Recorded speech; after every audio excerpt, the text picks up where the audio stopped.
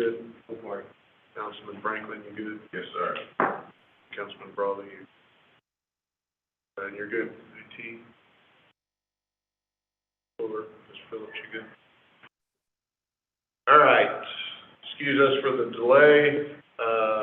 The time is 7:04, and I call this regularly scheduled meeting of the Red Oak City Council to order. We do have a quorum present. We have Councilman Drake, Councilman Franklin, Councilman Goodwin, and Councilman Brawley present. Councilman Wilson, are you online? Okay. So Councilman Wilson is absent. Please let it be known that notice has been duly posted in accordance to Texas Government Code Section 551, and we are conducting this meeting both in person and by video conference. Our legal representative is online with us, and we are here to conduct businesses for the city. And Councilman Brawley, would you please lead us in the invocation and the pledge of allegiance?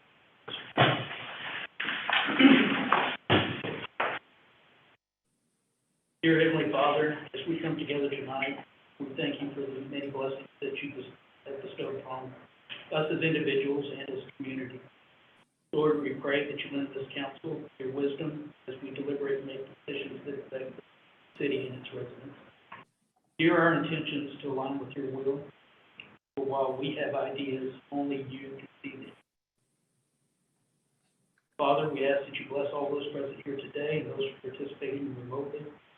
We also ask that you protect and watch over our city employees, staff, and first responders as they perform their duties in service to our. Finally, Father, we pray that you will be with those affected by the recent storms in Kentucky. Provide them with your strength and resolve as they begin their recovery. Give them comfort, especially to all of those who are grieving. All of these things we pray in your name. Amen. Amen. Pledge Allegiance to the flag of the United States of America and to the republic for which it stands, one nation, under God, indivisible, with liberty and justice for all.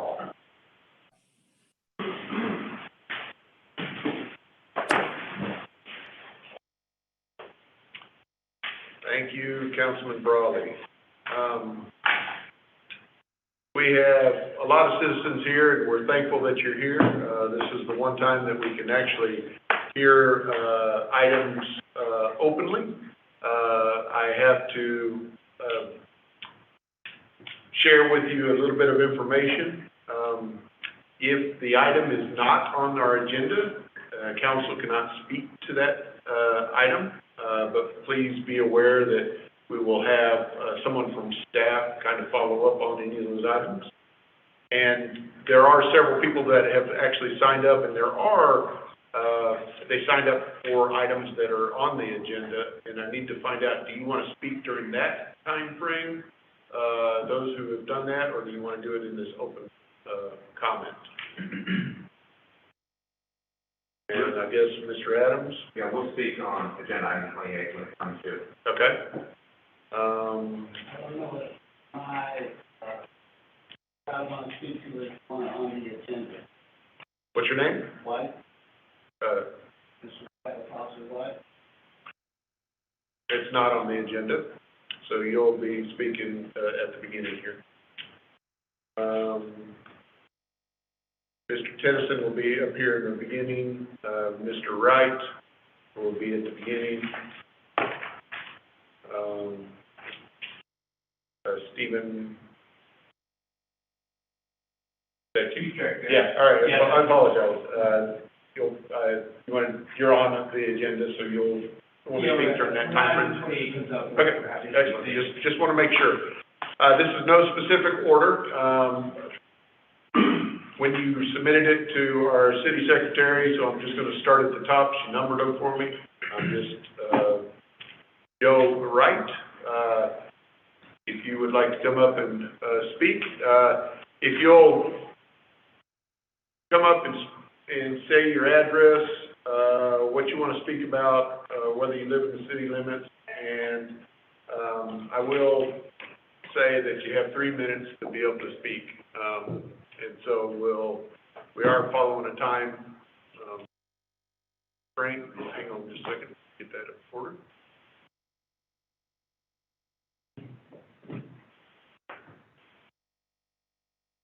Find it? Okay. Mr. Wright, please, you have the floor. Hello, my name is Joe Wright. I live at 140 Bond Ridge Drive in Waxahachie, which is actually annexed by the city of Red Oak. I guess you guys need to know, your new city code enforcement officer, he's putting out conflicting information. And he'll say one thing, we fix that, or do what we need to do, get in compliance. Then he comes back and says other things. And we have to readdress things. So, myself, I've asked him several questions on violations he has given me, but he cannot give me a straight answer on what I can do to fix it. I need to go to the permitting office or the zoning office. There is a new house in our subdivision that overlooks basically everybody's backyard. Everybody on that side of the street is now having code violations. And obviously, we assume the new residents are complaining about things. I've lived there since December of 2002. We have never had a code enforcement officer come in there since I've been there and had any issues. There's things, and I understand addresses, but address not being on the house is a violation. Parking in your grass beside your driveway is a violation. We have big lots. I think I'm probably one of the smallest lots, and I'm 7/10 of an acre. So there's room there, but if I have a trailer, I have to park it in my driveway. I cannot park it beside my shed. There's a lot of different things. I had tires underneath the carport. He said I couldn't do that because it was visible by the road. They were there less than a week. I was trying to sell the tires after I bought new tires from up here. There's just a lot of different issues that since this gentleman's come on board that the entire neighborhood's having issues. And I've noticed online the entire city of Red Oak is complaining about this gentleman. So if you guys don't know, I'm here to tell you, squeaky wheel gets a grease, hopefully. So please look into it. Thank you, Mr. Wright. And I'll probably make a statement here at the end because we have another code violation. Person speaking. So.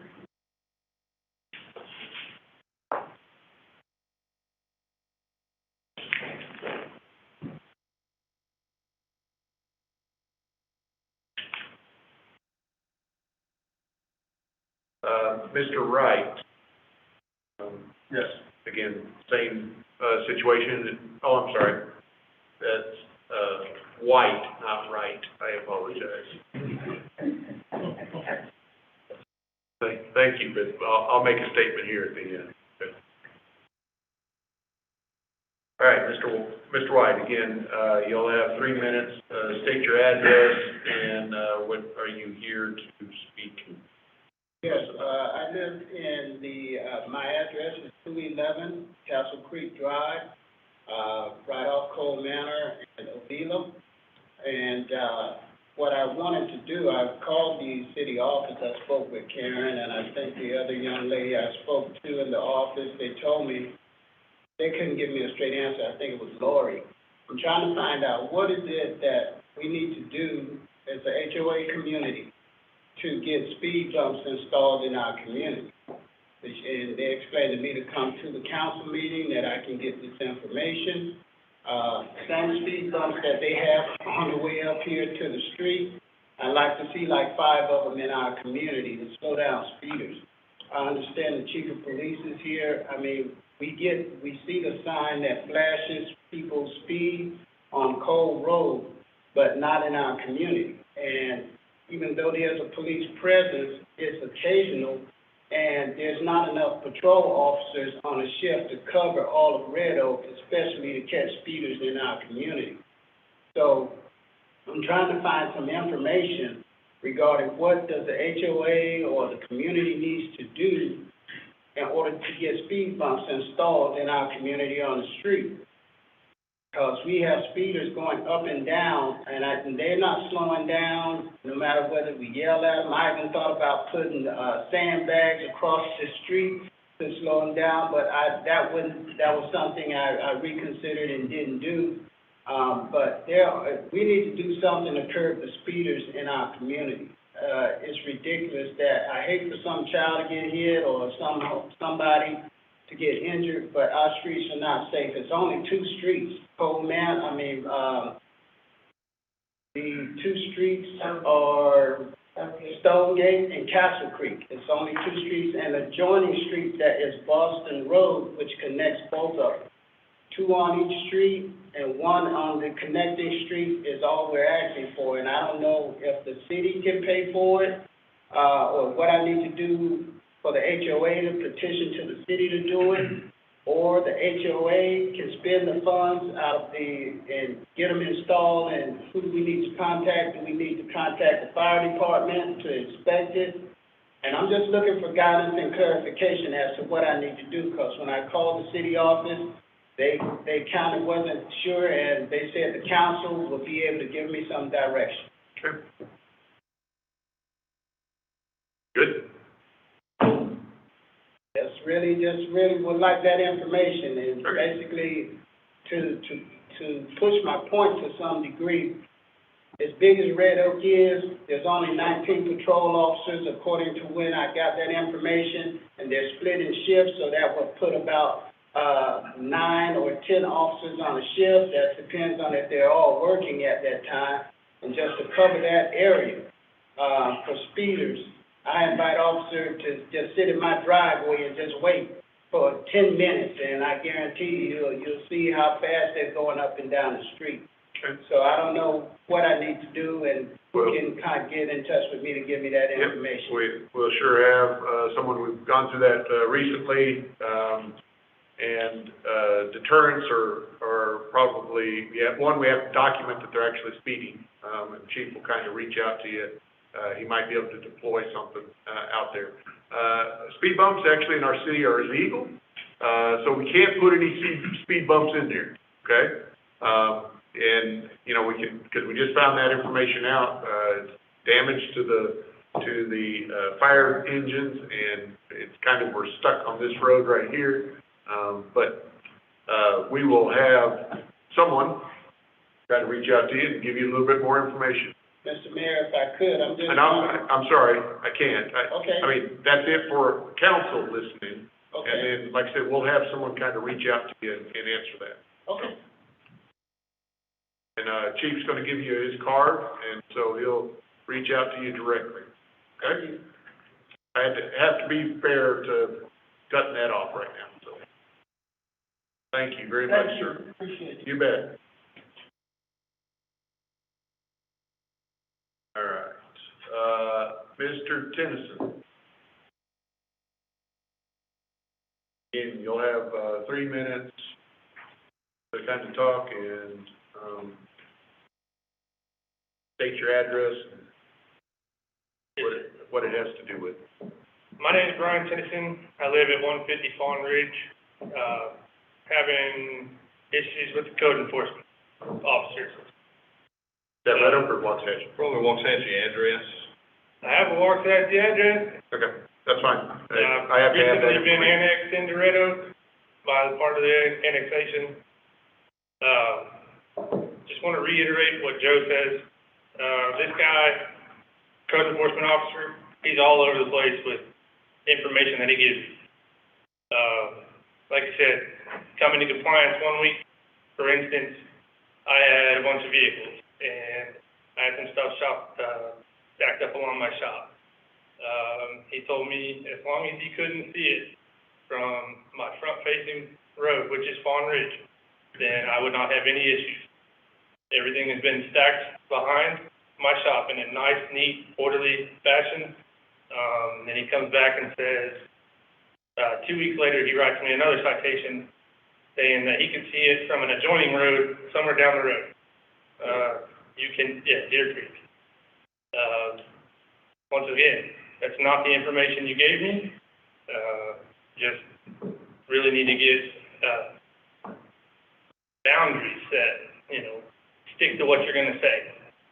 Don't speak out of both sides of your mouth. If there's any form of literature that could be given out to your new annexation people, with all your code enforcement, that way we can become up to date. Like I said, a lot of us have never lived in a city before. Never had code enforcement people, any of that kind of stuff. So we're a little lost on some of this stuff. Some of this stuff does need to be brought to attention. Yeah, I get it. You want to clean up the city. Great. But don't tell me to do something and then tell me I can't do that thing that you just told me to do. That's all I got to say. So, I'm not sure, and maybe we can get clarification do you know when that area is annexed? About 20 years ago. So, and how long have you lived there? 20 years. 20 years, and you? December of 2002. Okay. So, Never had anybody, Yeah. any violation. We've never had a problem until, like I said, 3 months ago? 3-4 months ago, a brand new house, which, in all honesty, great looking house. And it's probably triple the value of our houses. But never, ever had a complaint from anybody city-wise. Police officers come up and down our street all the time. Nobody's ever said anything to us. but we'll,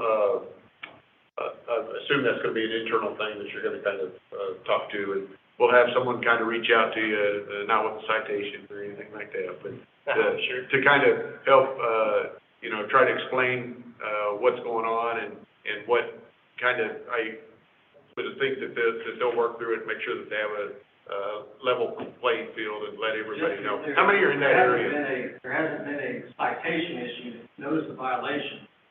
Yeah, I don't want you to think that there's been citations issues that we're having to pay or something. Yeah, notice of citations, and then, what are we getting, 12 to 15 days? 12 to 15 days to come into compliance? I mean, Mayor? Education. education would be great. Mayor. Yeah, we can't be deliberating about this. If you would direct him to the right person, to Todd, then, we can take it up with both the gentlemen later. Sure. Yeah, so someone from the city would kind of reach out. All right, thank you. All right. Was there anybody else online that wanted to speak just in open? Was there anybody here that, did not happen to fill out, any of this paperwork that wants to speak on an open session? Okay. Hearing none, then we're gonna kind of move on. Thank you very much for, coming and speaking, and like I said, we'll have somebody from the city kind of reach out. All right, thank you. You bet. Thank you. All right, so now we're at a time of what we call consent agenda. Consent agendas are items that are considered routine in nature and can be acted upon by one motion, either anybody, the council, myself, or city manager can ask that an item be pulled out for separate consideration.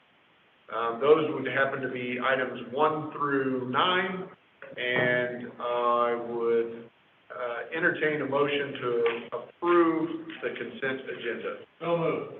Councilman Goodwin, Councilman Franklin, I'm sorry, Drake. Sorry about that, been doing this for a long time now. Drake. Those in favor of approval of council, is there anything that wants to be removed? No. Okay, all right. Raleigh, All right, that's 4-0, pass. Thank you, gentlemen. Okay, we are going to go into executive session. And we do expect to take care of some of the rest of the items once we come back out. And the time is 7:24, and we will be back here shortly, so y'all just hang tight. Mayor, for the record, we're going in executive session for the items that are posted on the agenda as it currently is configured. Thank you. Yeah, and that's section 551.071, 551.087, 551.072. And each of those subjects is set forth on the posted agenda. Thank you. Thank you, Council. Mr. Hughley, will you join us? And also Mr. Hartman. Mr. Hartman, Mr. McCleary. Bob needs to be moved into our executive session in there in our, and Ms. Gabrielle. We'll be back.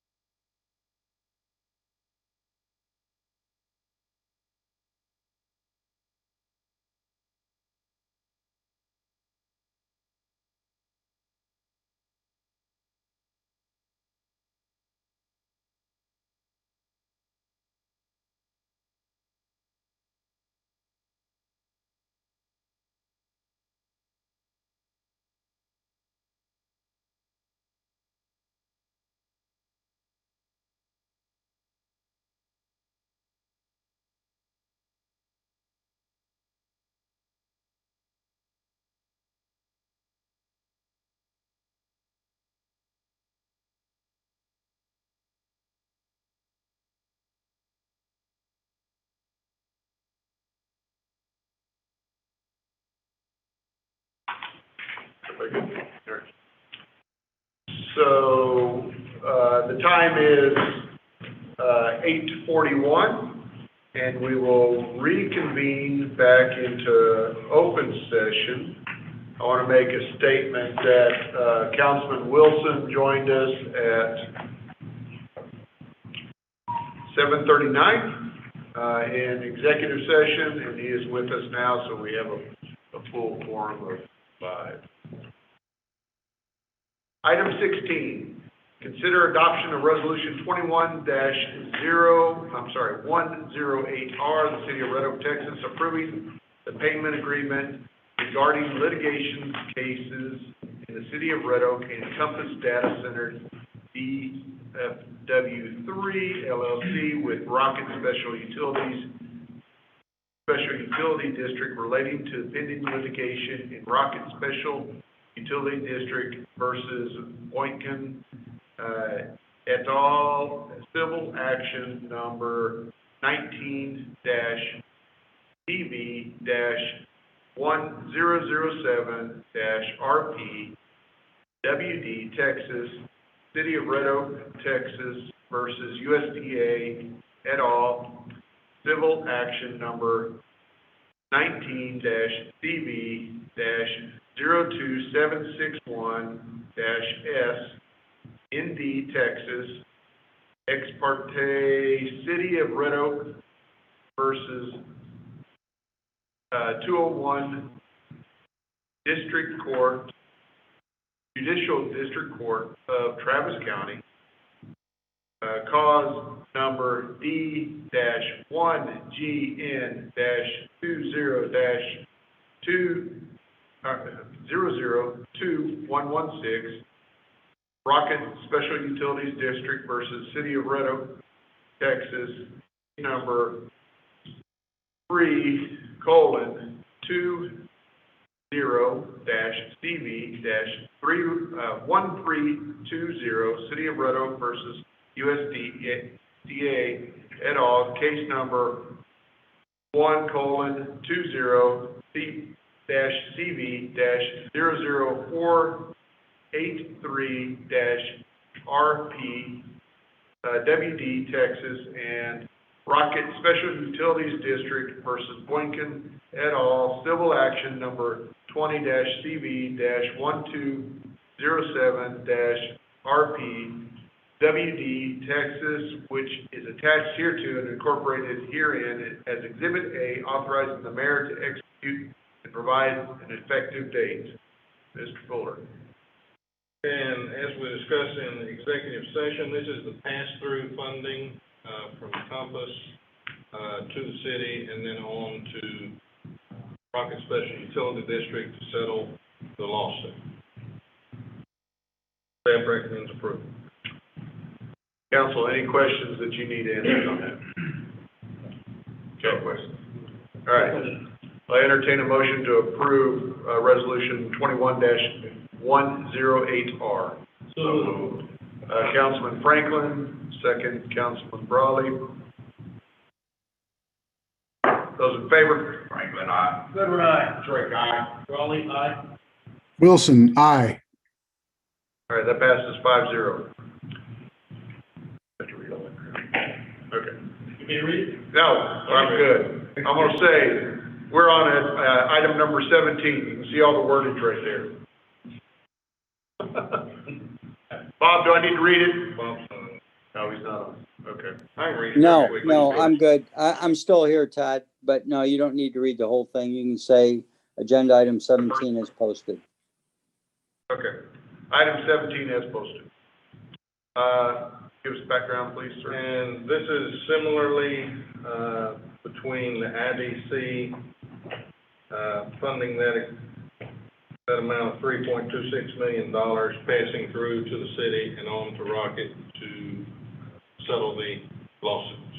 Okay. Staff recommends approval. IDC voted unanimously to approve that earlier this evening. Okay. Any other questions, council? No questions. No questions, Mayor. All right, thank you. Entertain a motion to approve that that grant agreement for $3.260 million. All right, Councilman Drake, and second by Councilman Franklin. Those in favor? Franklin, aye. Goodwin, aye. Drake, aye. Raleigh, aye. Wilson, aye. All right, that passes 5-0. Again, item 18 as posted, same U.S. or litigation with Rocket, Mr. Fuller. And this would be resolution number 21-109R, and this is the actual settlement agreement, between the city of Red Oak and Rocket to settle all those lawsuits. The other parties, will be acting similarly, being the IDC, which already acted earlier tonight, settled their part, and the other, participants being Compass and Humble Mission and Rocket will follow suit, after us. We're the first ones making actual approval. Okay. Staff recommends approval. Council, any questions? No questions. All right. Entertain that motion to approve resolution number 21-109R. So moved. Councilman, second by Councilman Wilson. Those in favor? Franklin, aye. Goodwin, aye. Drake, aye. Raleigh, aye. Wilson, aye. All right, that passes 5-0. Thank you, sir. Okay, item 19, consider, adoption of resolution number 21-110R, approving votes cast to elect directors for Ellis Appraisal District Board of Directors for the year 2022 through 2023. In your packet, we received all that. If you remember, we had two board people come and ask for our votes. Board member Knight and Danny McElroy, is that correct? Okay. We have since received notice from both of them that both of them have received enough votes from other entities so that we are able to cast our votes in another direction. Actually, I would like for y'all to consider Brian Pitts, and I'd like for y'all to consider that. And if someone would, please make that motion. Mayor, I move that we cast all of our. Second. Councilman Brawley, second, Councilman Goodwin.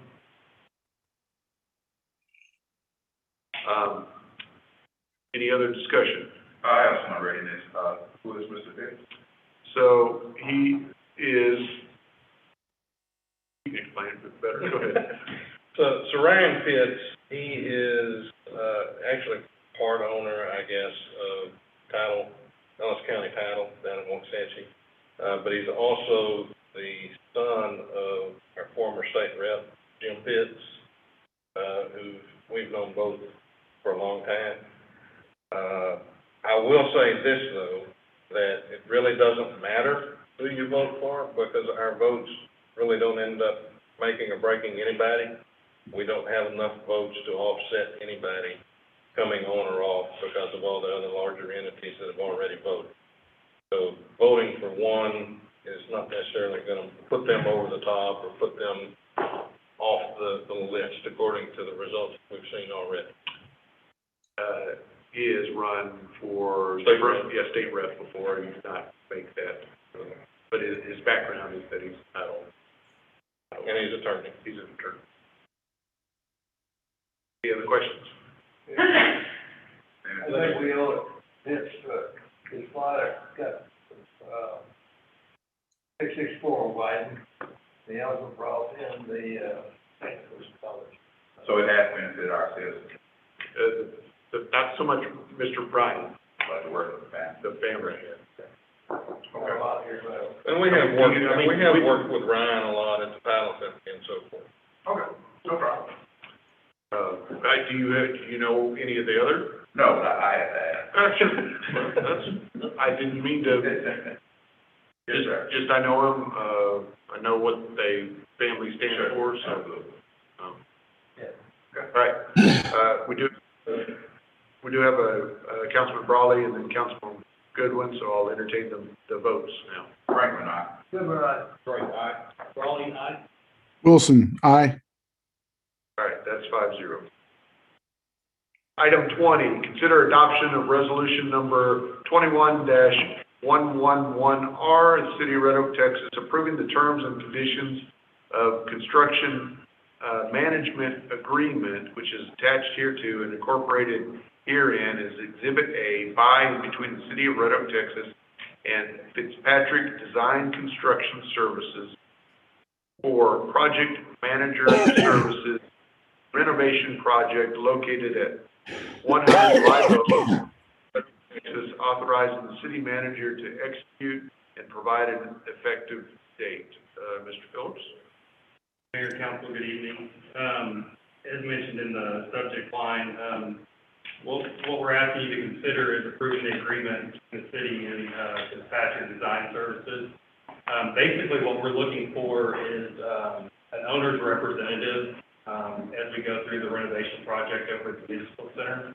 So the way this works is if we hire Fitzpatrick Design Services, they'll basically work on our behalf with the architect and the construction manager at risk to make sure that, everything from pre-construction all the way through the actual move-in and warranty work of the project complete and up to the standards of the agreement with the construction manager at risk. We've done some research. I've met with the company. We've called around, got references and everything. They're highly recommended. They've worked recently with the city of Rowlett and saved them a substantial amount of money on their project, as well as, oversaw, everything throughout the construction. And really, I think another benefit to this type of agreement, this type of a relationship, is that based on our current economic conditions, supply chain issues, those sorts of things, Jerry and his team, they're in the middle of the construction right now working through these problems. And so they'll be able to help us when we run short on certain materials or help us come up with other solutions than we may have, somebody that wasn't as prepared. So they are here tonight. If council has any questions, and be happy to answer any further questions. And you might also add that, this was also on the recommendation of Barry Mainers, who was the architect. He used to be our P&Z chairman, but he's the architect that did the building here, and somebody else that we were. Yeah, and actually, kind of, it becomes a small world after a while, but I know Jerry knows Jason Claunch as well. Yeah, Jason. And a couple of other relationships that we've developed, here in the city that spoke highly of the firm. Anything to get this thing going. All right, yes, and that's really the other reason is I considered putting this on January, but based on our recent conversations with the CMAR, they're actually looking to continue pre-construction work this month and hopefully put the project out to bid to their prospective vendors in January. So the faster we can get them on, the faster they can work through pre-construction with AUI partners and hopefully get us the best prices and the best product. And so just a reminder, council, last month we approved the construction risk manager, correct? Okay. Any more information that you need? You want to hear from our perspective? I think please introduce us. Mr. Please. Yeah, this is we have Jerry Fitzpatrick and Kerry Crimmins here from. Glad to have you, thank you. I'll entertain a motion based on the recommendation from staff to adopt resolution 21-111R. So moved. Councilman Franklin, second by Councilman Drake. Those in favor? Franklin, aye. Goodwin, aye. Drake, aye. Raleigh, aye. Wilson, aye. Excellent. 5-0. Mayor, I did want to add one more Oh, now you have. I've already voted. Another important component of this is, their presentations and reporting. So, they will be providing reports to staff and council on a regular basis. And then they'll be available to, come and update you on the project as necessary. So that's part of their scope of work too. So that'll be all included in your package. Excellent. Item 21, conduct a public hearing and consider approval of ordinance number 21-048, City of Red Oak, Texas, to amend a text change to the Code of Ordinance, City of Red Oak, Texas, by amending Chapter 14 zoning, by amending Article 3, zoning amendment appeals variance, Section 1, zoning subsection 3.1.2, authority to amend code by repealing Section B in its entirety and replace with the new subsection B, providing a severability clause, providing a savings clause, providing a penalty clause not to exceed the sum of $2,000 for each offense, and providing an effective date. Case C 21038, requested by us. How cool. Mayor, council, this is a minor text change to the zoning ordinance. Right now, if we find a staff funds discrepancy or a conflict between, say, zoning ordinance says one thing and then the subdivision says something that conflicts with it. Right now, the way we would have to fix that is we'd have to come tell you about it, and then you'd have to tell us to come back and tell you about it again at the next meeting so that we could change it. So all this does is allows us to bring those changes in one meeting and say, hey, do you guys like this or not? You would still have full discrepancy of whether you wanted to approve it or not approve it. But it just eliminates a step for you guys and for staff, and will help us move forward with those types of changes more quickly. Great. For instance, the storage pods that we're gonna be looking at rather than that, we could have saved a month doing that, rather than having to go through this long drawn-out process. Okay, right. I'll entertain a motion to approve ordinance number 21-048. Oh, I'm sorry. It's a public hearing, but also, do we need to make a clarification on the fans? Yes, sorry, there was a typo in the fine. It's 2,000, not 200. Yeah. Okay. All right, so this is a public hearing, I apologize, and that's, 8:59. Is there anyone who's here to speak on this? All right, I'll entertain a motion to close this at 8:59 So, Councilman Franklin, second Councilman Drake. Those in favor? Franklin, aye. Member, aye. Drake, aye. Raleigh, aye. Wilson, aye. All right. So that passes 5-0 to close at, say, 9 o'clock instead. All right. Council, do you need any other information? No, sir. All right, I'll entertain a motion to approve ordinance number 21-048. So moved. Councilman Raleigh, second by Councilman Wilson. Those in favor? Franklin, aye. Member, aye. Drake, aye. Raleigh, aye. Wilson, aye. All right, that passes 5-0. That's $2,000 per offense, as I read it. 22, conduct a public hearing and consider approval of ordinance number 21-049, the City Council of City of Red Oak, Texas, to amend a text change to the Code of Ordinance of the City of Red Oak, Texas, by amending Chapter 14 zoning, by amending Article 6, use and lot standard regulation, Section 15, special yard height and railroad access requirements, Section 6.15.2, outside storage, being repealed repealing subsection G in its entirety, placing the new subsection G, providing a severability clause, providing a savings clause, providing a penalty of a fine not to exceed $2,000 for each offense, and providing an effective date. Case Z21039, requested by us again. Mr. Hartman. So this is, kind of exactly, what we had talked about at the last meeting and goes along with the item we just, discussed previously. Our current ordinance doesn't really allow for, storage containers to be utilized by businesses. We have, a few years ago, we put in place a, specific ordinance for portable storage, containers that were meant for someone who's moving.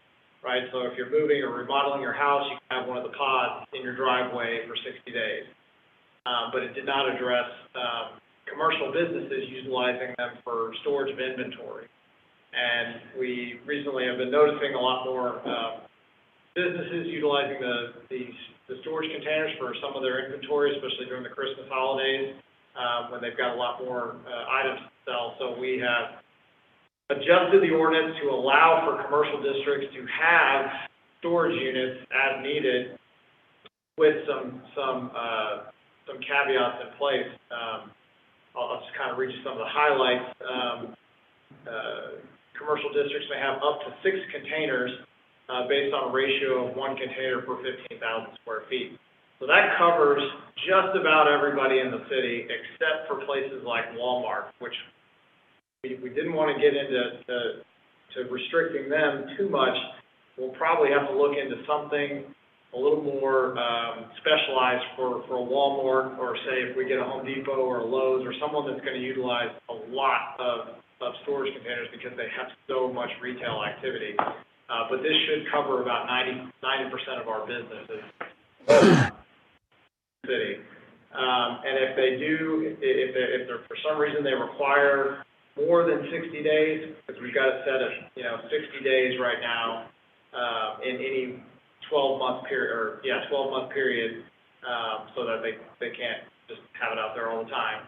They could come to you and ask for an SUP and say, hey, we just need it for 90 days because we want it from October 1st to January 1st.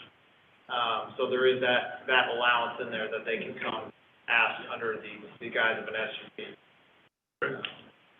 If you have any other questions, I'd be glad to answer. Council, do you have any questions? I do. Are we able to dictate where those storages go? Yeah, so in the ordinance, we have them set whether they can't be set in the front yard of the business.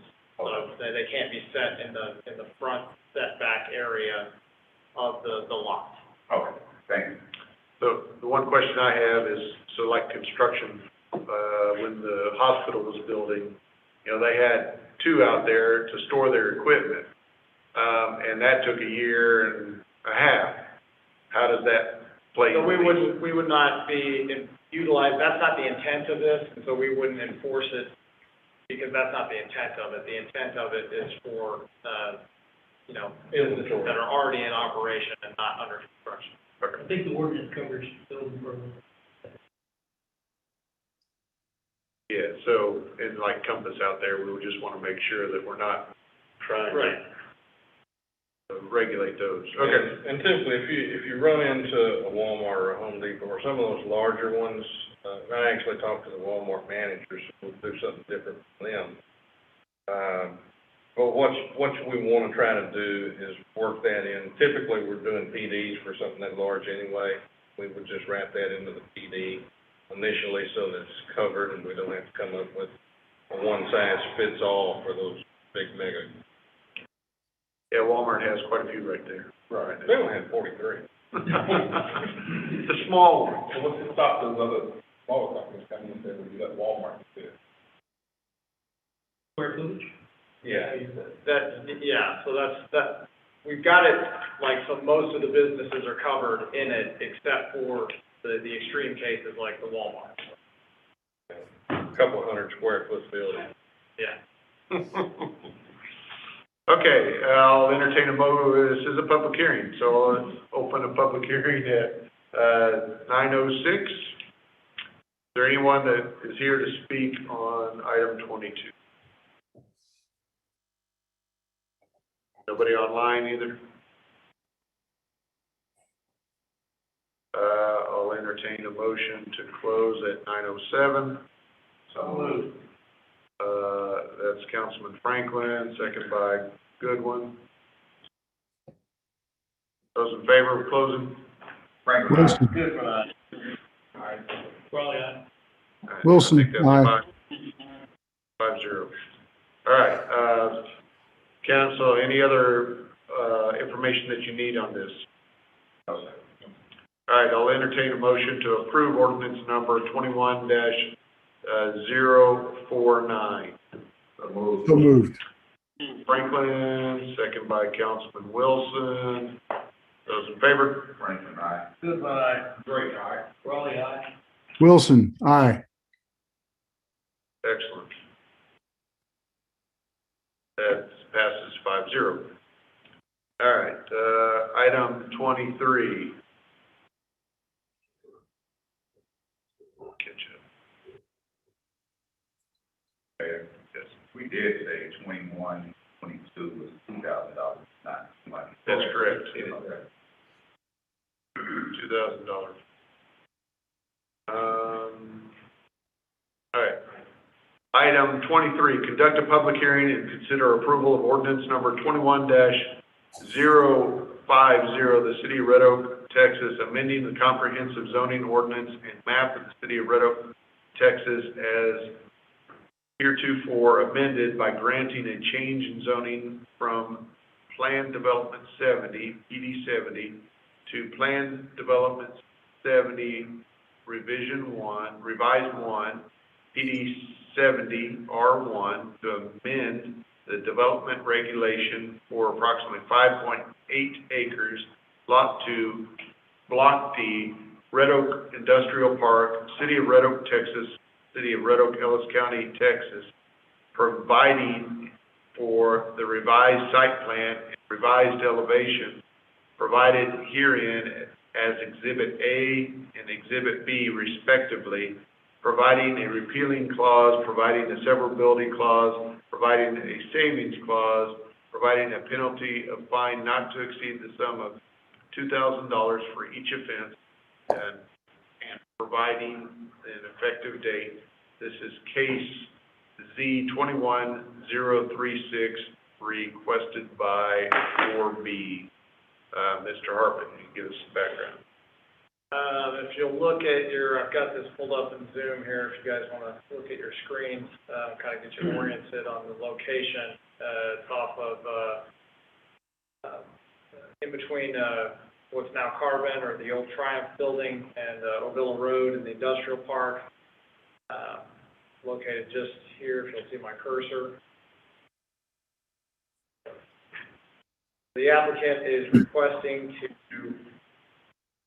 make minor site plan changes and adjustments to the approved elevation to the building.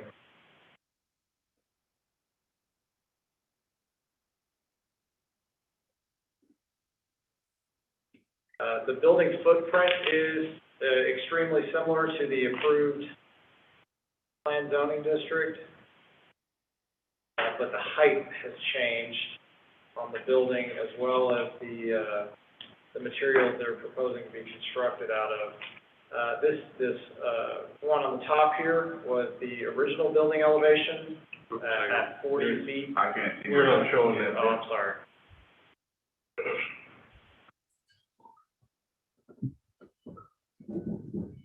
Very good.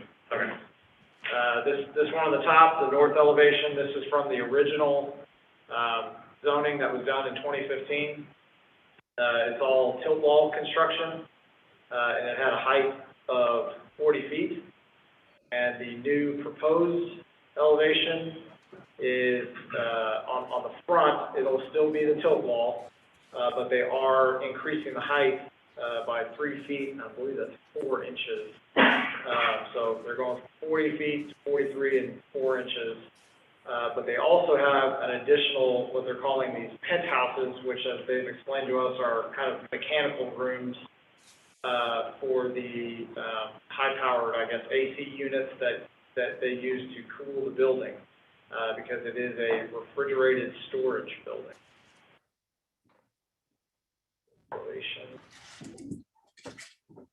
So that's looking south. Yes, yes, the north elevation, so you're looking at it south. So this would be the west. Area. So the top here, again, is the original that was approved. So it's the tilt wall construction. These are some of the bays they were going to utilize for, I assume, truck deliveries, things like that. Again, it's the 40 foot of height. And then the bottom one is the west elevation again, with showing the 43 feet 4 inches, and then it's instead of the tilt wall panel, they're utilizing the insulated metal panel. They did try to keep the same aesthetic with the banding, but again, they did change the material significantly on that side. The rest of the site remains essentially the same as far as parking and landscaping and building footprint. It's mostly the changes had to do with the elevations. And we did ask the applicant what the height of the penthouses would be. They said no more than 10 feet usually, which would bring the entirety of the building, if you're going from the bottom to the top of the penthouse, is 53 feet.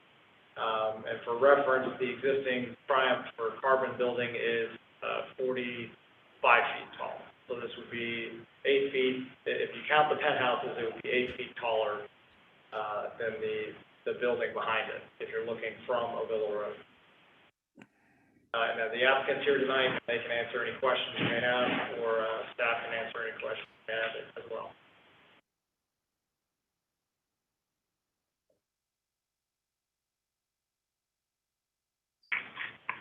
So, then this will become the tallest building? Or one of the taller buildings? Yes, if you count the penthouse as the height of the building, and I believe, and maybe the applicant can answer this better, I think there would be 10 penthouses on top of the building, all not, according to them, not exceeding 10 feet in height. But yes, it would be taller than the old Triumph building, which is now the Carbon building. Ben, you showed the north and the west elevation. What about the south and the east?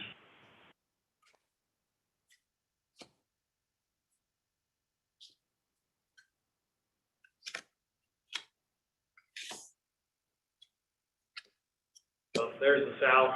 You can see again, it's the same metal insulated panel. See where they've got the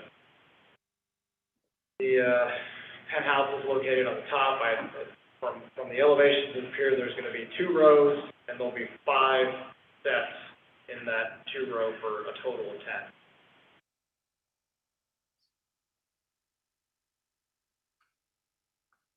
So along, so we don't have an east elevation. It's right here. Okay, so that's Austin Avenue.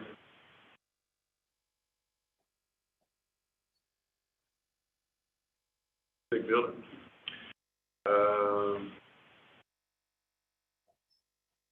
Okay, so this is a public hearing.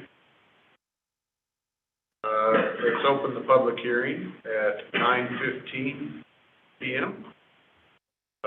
Is there anyone who wants to speak on this? If you would, please state your name, your address, and I guess then conclude. Are you for or against this? Yes, sir. Well, thank you, Mr. Mayor and council members. My name is Jonathan Benson, address 2323 Ross Avenue in Dallas, and I'm here tonight representing NFI. 4B, the applicant, is an affiliate of NFI. And I want to introduce our team that's here tonight. We have Troy Adams, who is coming to town. He's Vice President of Real Estate, or NFI. Story in a minute. And from Bowler Engineering, our engineers, we have Fies, Halbert, and Andrew. So they're available to answer any questions as well. So we're before you tonight because we have this land that NFI owns. It's slated for commercial industrial use in PD 70. And NFI has a customer that wants to develop this property for their specific use. And that specific use is a very advanced cold storage facility, down to minus 10 degrees below zero. Logistics, supply chain issues, very important these days. The business has changed a lot. Refrigerated warehouse space is at a premium, and so we think this is the highest and best use for this property. This business wants to come in and, add to the tax base of Red Oak, add to the employment base. Again, we think this is the best use for this property. The current PD was passed in January 2015, so it's, almost 7 years old at this point. And the environment has changed for this type of use. In essence, you have the same category of use that's allowed in the PD 70, which is the commercial industrial building. That's what it actually says. As staff said, there's essentially no changes to the site plan. Building footprint is basically the same. Landscape's the same. Setbacks, all of that stuff. The only real changes are really ones I would categorize as, under most circumstances, would be considered as a minor amendment. The fact that we're adding a little bit of height takes it out of that. And the specific numbers in the staff report to P&Z, it says that we're currently allowed at 32 feet. We're asking for an additional 3 feet 4 inches, so that takes 35 feet 4 inches. And then, in addition, as staff correctly stated, up to 10 additional feet for the penthouse structures. So at the maximum, that would take it, by my math, to 45 feet 4 inches. So that's still below what the adjacent C1, C2 zoning allows. That allows up to 46 feet if you include the mechanicals, the overruns, and then the I zoning up to 70 feet. Carbon building is significantly taller than that. One thing about the penthouses is that they will be set back from they're not on the parapet on the perimeter of the building.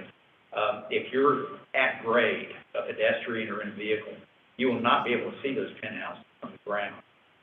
They're set significantly back from Ovilla Road. There's properties in the front that will help to screen those visually. So really, you're not going to see those at all to the extent that that's an issue. The entrance, we are eliminating one entrance because this one customer does not need more than one entrance. The materials, and this is an important point, we are asking to be able to do metal panels to some extent on 3 sides, not the street-facing side, but the other 3. And that's really important here. We're not asking to use metal panels just as a cost-saving idea, or we just want to use metal panels. Those are extremely important to the functioning of this advanced cold storage facility. They're actually insulated panels, state-of-the-art. Mr. Adams is going to explain that to you a little bit more. But those are really integral to the viability of this use. And we think they're going to be attractive. They're not going to be seen from the street, so we think that that's a very reasonable request.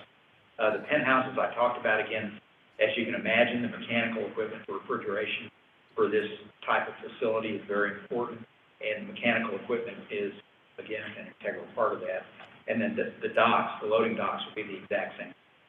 So really, we're not asking to change a lot. We're adding a little bit of height because of this particular type of use.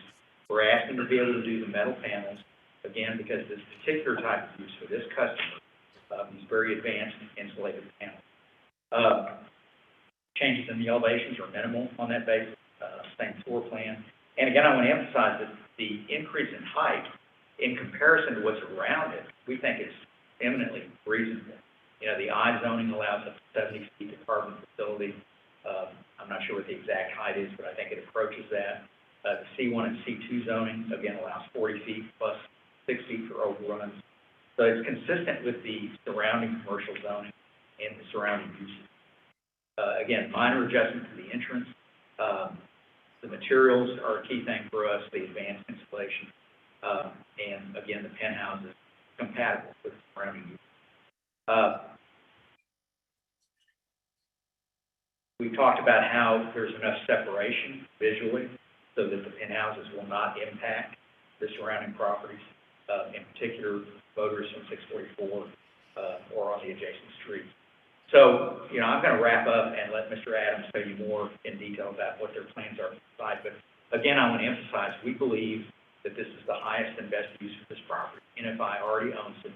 They're already a good contributing corporate citizen to the city of Red Oak in terms of employment, in terms of ad valorem tax, in terms of bringing the type of business here that I think you all want to see.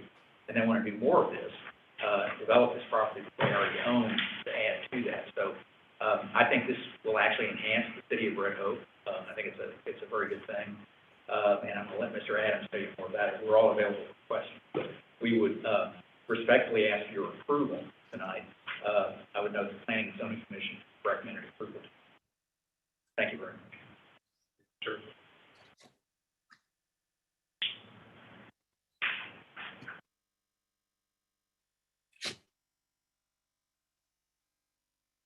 Good evening. My name is Troy Adams. My address is 212 Rhodes Avenue, Haddonfield, New Jersey. I'm the Vice President of Real Estate for NFI. Appreciate everybody's time this evening, members of council, Mayor Stanfill, Mr. Fuller, and the rest of the team. We appreciate the opportunity to stand here in front of you and talk about our project. We're pretty excited about it. If I may, I'll start with just a brief background on who NFI is. We've been in business for 90 years. We are a family-owned company. Same family has owned the business all 90 years. Started out with one truck hauling sand in southern New Jersey. We own 2,500 trucks today, employ 14,000 people across the U.S. and Canada, operate in excess of 63 million square feet of warehouse and distribution space. We are what's called an end-to-end supply chain solutions provider. So everybody's watching the news, wondering where their Christmas presents are. We handle those containers when they come in through the ports. We bring those containers inland with our trucks. We take the product out of those containers, put it into our warehouses, and then we ship it to a store or another distribution center right to your front step. So blue chip customer base, a lot of retail, a lot of food and beverage are our two primary anchor customers, public companies, private companies, you name it.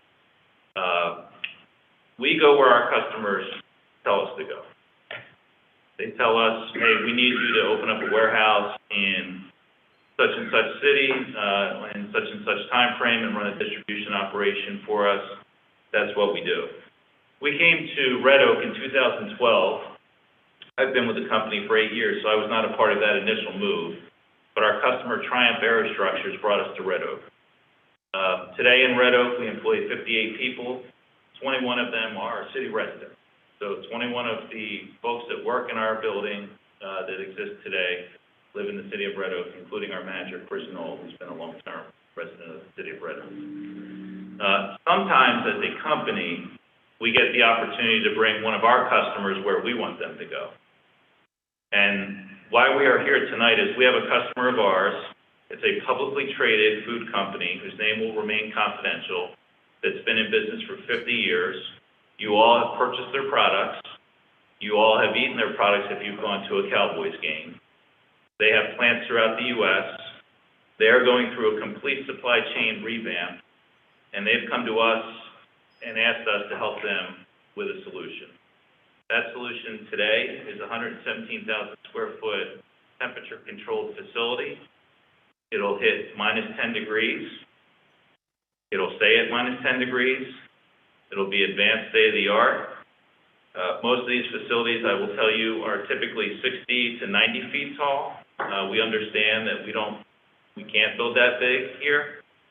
We've designed it so that we can get as much volume through it as we can with a 36-foot clear environment. So that's the inside of the building height. And then the outside of the building height is obviously higher than that. So we're excited to bring this company to Red Oak. We anticipate that this project will cost in excess of $35 million. That capital will be entirely funded and financed through NFI. We will build the project and hopefully run that operation for them. As I said, $35 million project. We expect the job creation to be around 30 full-time employees. certainly any residents will have opportunities to apply for those jobs. And then I would just wrap on the customer and their interest in Red Oak. NFI, as family-owned company, has a history of giving back into the community. Right now, we are in the process of collecting food and clothing for the Ellis County Outreach. The company that we are working with to bring them here is very involved in a charity that supports and fosters dogs, and it has other philanthropic efforts throughout the U.S. So we're here tonight to talk about our project, answer any questions that you have. Like I said, it's a great project for us. When we looked at building a building for Triumph Aerostructures on this same land back in 2014, 15, again in 17, we were in discussions, and then those conversations abruptly ended, and then Triumph sold itself to what is now Carbon. At the time, we estimated that project would cost about $9 million. So we're seeing a fourfold increase, nearly fourfold increase in the value of this property. I think those ratables are something to consider compared to what it would have been. It may not be the exact design that we had planned in 2015, but things change. The materials, as Jonathan mentioned, are required in order to run this type of operation at minus 10 degrees. Rest assured, we will do a great job. We're fully vested here in the city and want to continue to grow in the city. Thank you.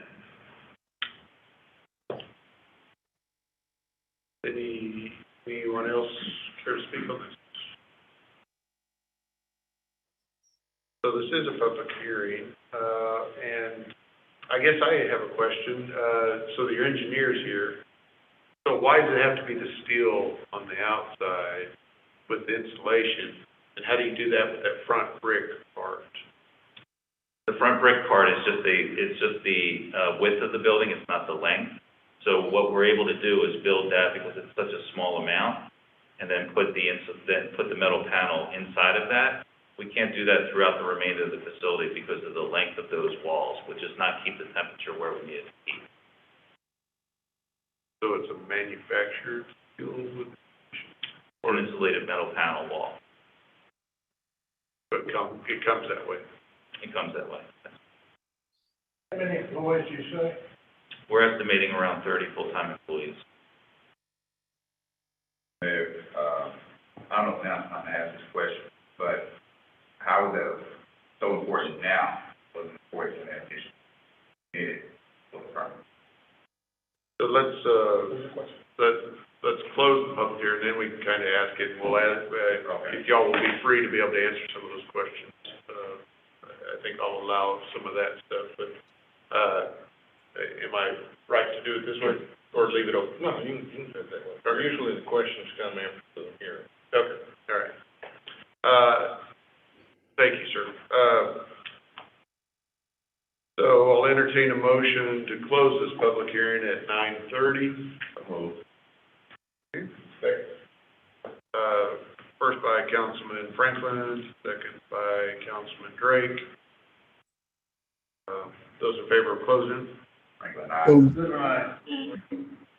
Wilson, aye. All right, that closes at 9:30. Okay, so, go ahead and ask your question now. Well, if it's so significant, why wasn't it saying during the time of permit? My understanding, it started at permit, right? So it's already had the development plan and the zoning PD portion of it done, but not the building permit itself. Okay. And tell me if I'm wrong, Troy, but I think the reason for that is because they were not talking about a refrigerated cold building at the time it was originally done. It was done for storing inventory type things for trying, so forth. Materials and tools and. So the product change. So the product change that's gonna be in. So that's why they need the cold. It's because of the cold storage that they need now, as opposed to they didn't need back in 14 or 17. Could I just add to that, the PD says, refers to a commercial industrial building. So I think from a use category standpoint, I think this fits in with the intent of PD, even though it's for a slightly different type. Well, I think he's just asking about the building materials. Why does it have to be metal now versus back then it could be tilt wall? I think that's what he's getting at. Right. And I don't mean to hog the question, but I have a few. I know that it's the applicant's right to disclose and undisclose the actual company or whatnot. But for me, knowing the company is kind of important to see case studies, what has worked in other areas with this material. Personally, I'm not a fan of the material. For me. Personally, what? I'm not a fan of the material, and I'm not a fan of the extra HB type. But as a city, we've all been, we have a certain structure, how we do it.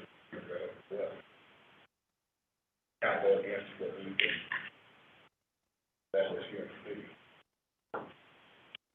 My question is what changed from this product when they, was supposed to happen versus what's going on now? Why is the material changing? Why is the product changing?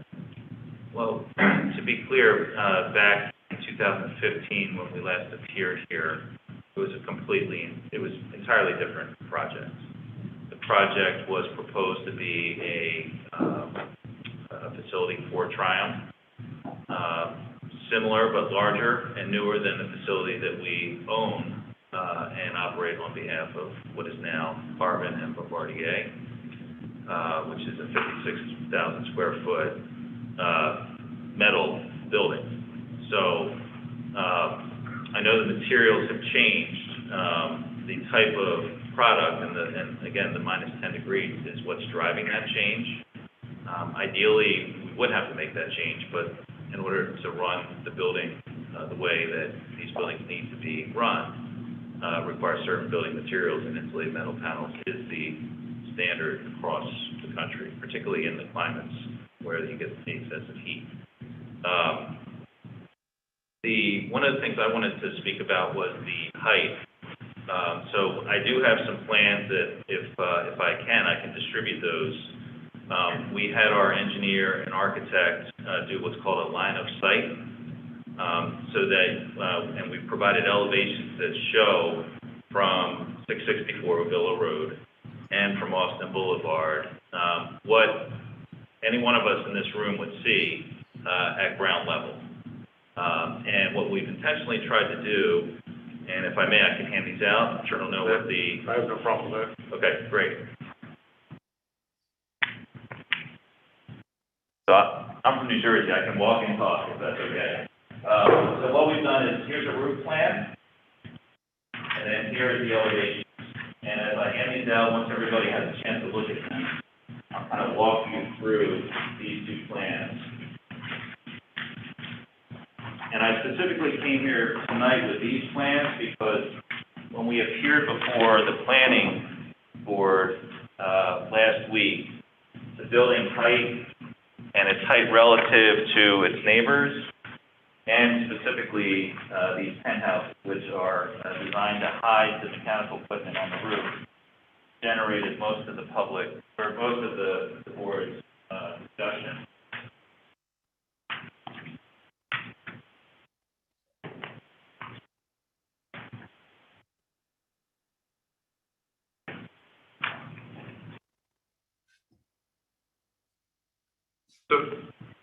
So based on this, is the whole building subcooled? Yes, except for the office area. And that office area is just the front? It's the front.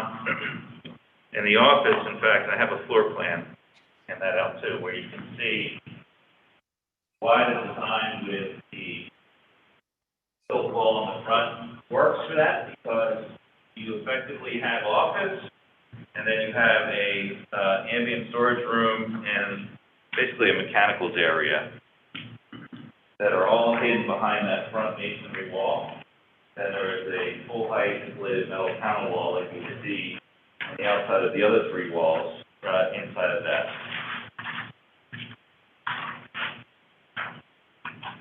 the office will front Ovilla Road.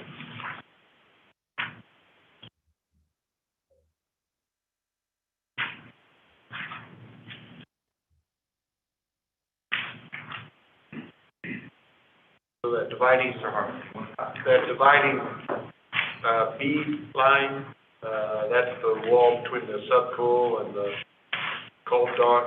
Is that the elevation change to the right of your proposed penthouse? Sorry, Mayor, I didn't hear. On your floor plan, Mm-hmm. I'm just asking for, so that dividing wall between cold dock and freezer space, does that correspond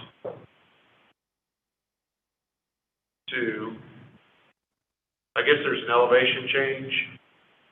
The building's not uniformly flat across the top? It is not. Okay, so is that stair step to the right of your proposed penthouse? So I believe the roof, and forgive me, I'm not the construction manager on this job, but I believe the roof pitches from the elevation that would be the eastern elevation toward the west, which is where the loading docks are.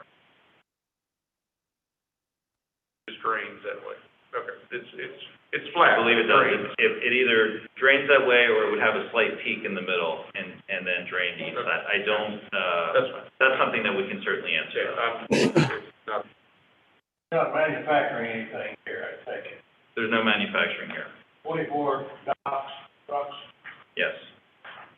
Same number of docks. Same number that were on the prior plan. So we really wanted to try to stick as much to the approved plan that we had in 2015, including the number of docks, including the site plan, the square footage.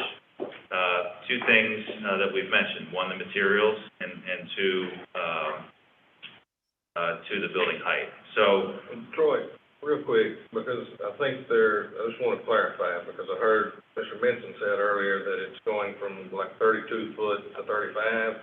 That's not what the plans show. no, and I can explain that moving forward. Yeah, so in there's the inside, the clear height, which is the height from the floor to the structural steel, effectively, just to kind of simplify things, or the lowest The hanging. ceiling height versus the, That's right. So you have, just like here, you have a drop ceiling, and then you have a roof that is higher on the outside. Same thing inside this facility. So inside the facility, what was approved in 2015 was a 32-foot clear ceiling height. Today, what we are seeking is a 36-foot clear height. So that's 4 feet of difference. When you go outside to the roof height is increasing by less than 4 feet because we just have a slightly different pitch. So the roof height today will be 43 feet, 4 inches, I believe, and that is shown on the plan that we submitted. Plus the mechanical. Sorry? Plus the mechanical. Yes, yeah, so, I'm sorry. Go ahead. Okay, so this is maybe a good segue where I can talk about the mechanical rooms. We heard planning loud and clear when we were here last week. We put this plan together. So we'll start with what I'll call the roof plan, which is the blue building shown here. We're showing 6 penthouses. I will draw to your attention 2 critical things that we've focused on so that it eliminates visibility from street level. The first is, and I think the majority of the folks who would be driving or walking by this facility would most likely be on Ovilla Road. We have set back the first penthouse. Each one of these boxes is approximately 50 feet. So the first penthouse is set back over 100 feet from the edge of the building. We thought the second place that people may see these is off of Austin Boulevard. And those would mainly be people that are driving to the Triumph, or to the Carbon, rather, building, and/or people that are driving on Ovilla if they're heading down Ovilla west, where there currently is not a retail building set in front of set next to, I think, what is now Soulman. So So you can come in from that angle. So we've intentionally set the penthouses, again, more than 100 feet back from that eastern elevation. So if you flip to now the second plan I laid out on your desk, you'll see on the bottom in what we call, and we have this just kind of hand-drawn, this is the view that anyone in this room would see if they were standing in Ovilla Road. So if you're standing in the road for some reason, or you're sitting in your car more likely, this is what you will see. You will see the front of the building, which is all tilt wall masonry construction with a lot of glass, identical to what we proposed in 2015. You will not see a single penthouse from Ovilla Road if you're standing or sitting in your car on Ovilla Road. Why? Because when you look up at the building, it's what your line of sight sees. So you'll see the front of the building wall. You won't see, because those penthouses are set so far back, any of that mechanical equipment that's hidden by the penthouse. The first two pictures, the top and the middle, show that line of sight line drawn out. But what you're actually seeing from Ovilla Road is that bottom picture. I'll pause there. Does that make sense? Any further questions on that? This is snack food that you're bringing in, basically, It's foods, yes. and then you distribute it out of the store. That's right.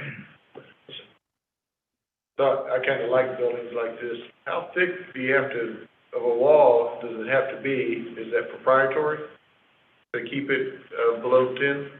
That's a good technical question that I don't know. We can follow up with that answer. Well, and/or, I mean, like you said, Texas, how thick is the wall, the ceiling? Because if you're asking for 36 now, and it has to be 3 foot deep, is that what the struts are, or I'm just curious, I don't think that the insulated metal panel walls are that thick. I think that metal panel with the insulation folded into it is probably no more than, 6 inches, if I had to take a guess, probably less than that.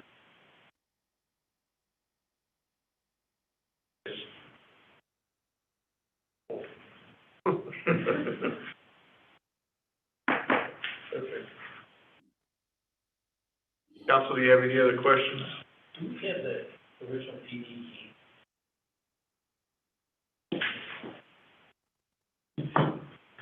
He's looking for the original PD. Were you able to find it? I pull it up. You pull it up? Okay.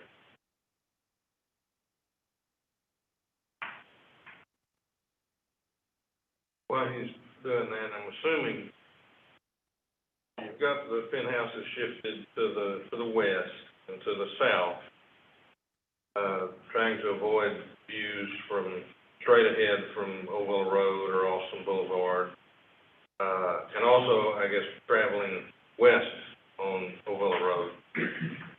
Are you just counting on the buildings that are out there existing today, the buildings and trees, to block the view from people driving east on Ovilla Road? Yes, and the line of sight from Ovilla Road, as you approach, you would, because the Ovilla Road is so, yes, I believe you would have it blocked. I'd note one thing on the sight line. It looks like it's making the assumption that the grade level at the bottom of the building is the same grade as Ovilla Road. You guys know that turn on Austin, you kind of start going downhill. So probably, I don't know if you guys have to account they actually shot anything like that, but it does kind of start going downhill. So the sight line might not reflect what you'd actually see standing on the sidewalk of Ovilla Road. Keep in mind as well, though, when you build the building, you will have to build it up. And so typically, the bottom of the dock door is 4 feet above the pavement. Okay, So you build a building pad, so you raise up the building, and then you have your, at least 4 feet from the the bottom of your truck door to the pavement. Fill it lower than.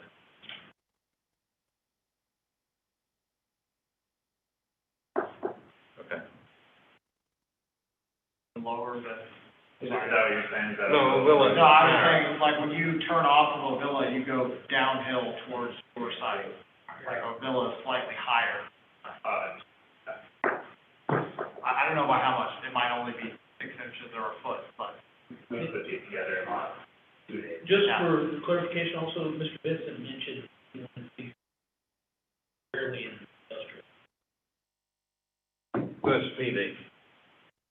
I think I'm sharing are you guys seeing the 15 ordinance on your screen? Yes, got it. Like I said, those items, where we did the comparison was from the 2015 case, that I had showed in the presentation. I'm sorry, Mr. Raleigh, what were you wanting to say? The elevation just passed. Elevation of site plan. Site plan, I'm sorry. Site.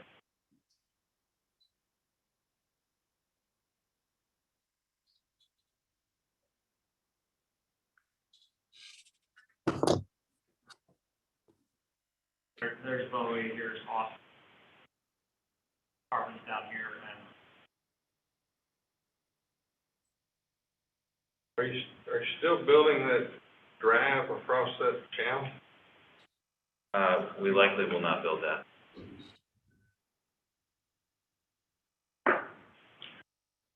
So the one concern that I have, along Austin Boulevard, so there is, discussion, there has been discussion that there's gonna be a technical building directly across the street to the east of you. And so, it sure would be nice if, when they're looking out, they see something that's not metal. So, I don't know if y'all had taken that into account with other buildings that are coming in that area. I wasn't sure what was planned for that land, nor who owned it. Yeah, that's 33 acres and. What was that? Triumph. So, I mean, Now Carbon. yeah, Carbon. So, that's part of their, to build an engineering facility there, so.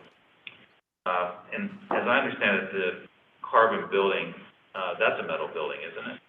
No, it's a tilt wall thing. It's combination. I think the smaller, there's two buildings. There's where Bombardier is, which is a smaller building, which I think is that 45-foot tall building. And then set behind that is the main, what was Triumph Manufacturing Facility, which we don't know the height of. I'm sure that the height is recorded somewhere in the plan.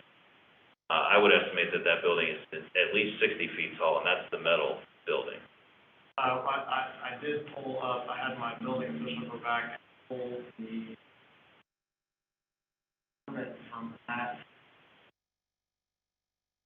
Their plans say, and I stated out in the, presentation, their plans say the building is 45 feet tall. There was a tape measure, that's just permit. So they've got 14 foot of tilt wall, with, they also have a metal panel on theirs. But it's only,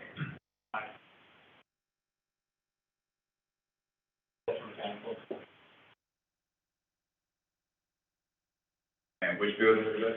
that's the front of the building when you, Oh, okay, that's when already you're there. driving down Austin Boulevard and you see or what's now Carbon, it's that building. Bombardier.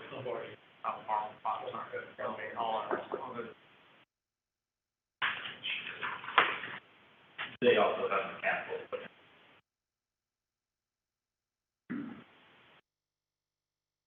Come from someone who actually lives in this area, I was Methodist, and the concerns that I get from people who live in this area is height. So to go almost 10 feet higher, for me personally, I can't look people in the eye in this area and say, yeah, I voted for that. Materials, I still have concern with that, but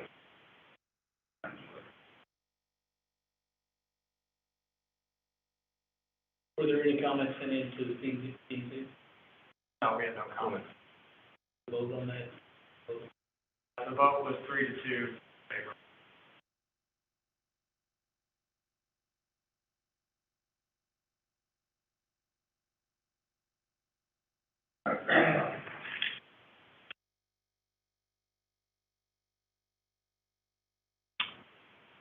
When I know you're pro jobs, I know you are, but I'm about what.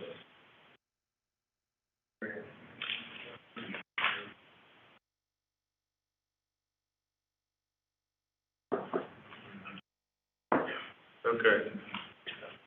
Any other questions that y'all have about this?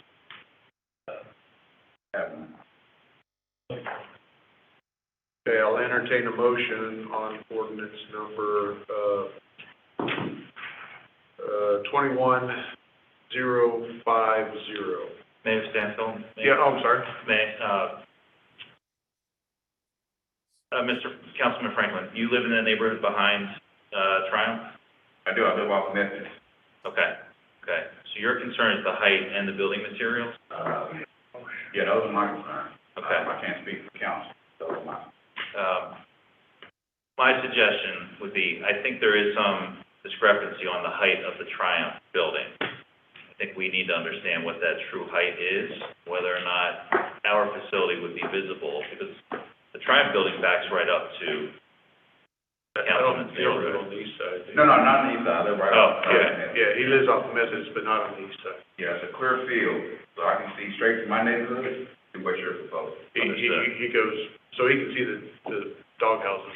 Yeah.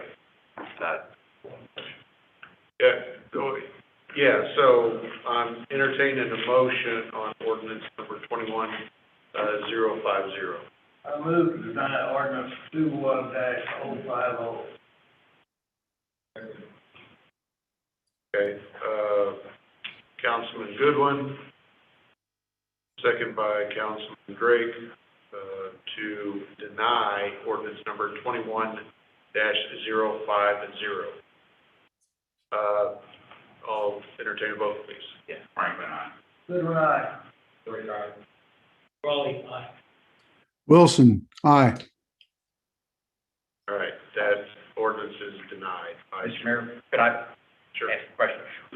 You know, we would like the opportunity to maybe go back and do some more homework on this. We hear the concerns loud and clear. Would it be possible for council to reconsider that and hold it for a month? Well, we have voted. I don't know how you go about doing that. You'll have to. Somebody on the prevailing side should make a motion to reconsider. It wasn't voted with prejudice, so I guess you could resubmit something. Just refile. Okay. So I guess that's your answer. Right, I mean, that adds some time to the timeline versus a reconsideration and holdover, but, I mean, if with a holdover, we could come back in a month. But I don't know what that term means, so sorry. Well, I mean, if you reconsider the vote, you know, and then vote to hold it. Table action, is what you're saying. Delay, yeah. Unfortunately, I've already done that call for, Well, I mean, you could reconsider it. Somebody on the prevailing side can make a motion. so, I'm not hearing that from council to reopen it, so. I wouldn't, I'm not in favor. No, sir. Okay. Councilman Wilson? Yes, what? I'm sorry. I'm having a hard time hearing everything. I'm sorry, Your Honor. Okay, I'm just asking, do you want us to, whatever the word would be, revote? No, not at this time. No, sir. Okay. All right, sorry, we have not, gotten any council people to open that back up. Just one last question. I understand from Mr. Fuller that we can refile the case because it's not with prejudice. That's correct. My understanding, I don't know why you wouldn't be able to refile.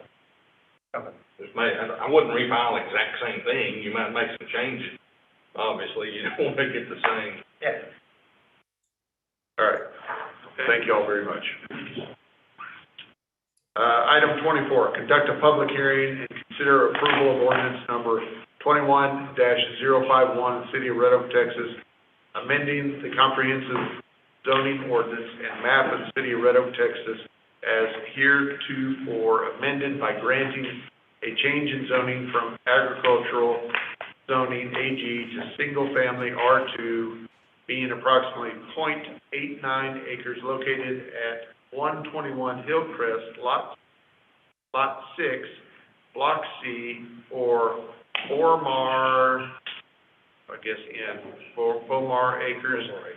Yeah, as opposed to or.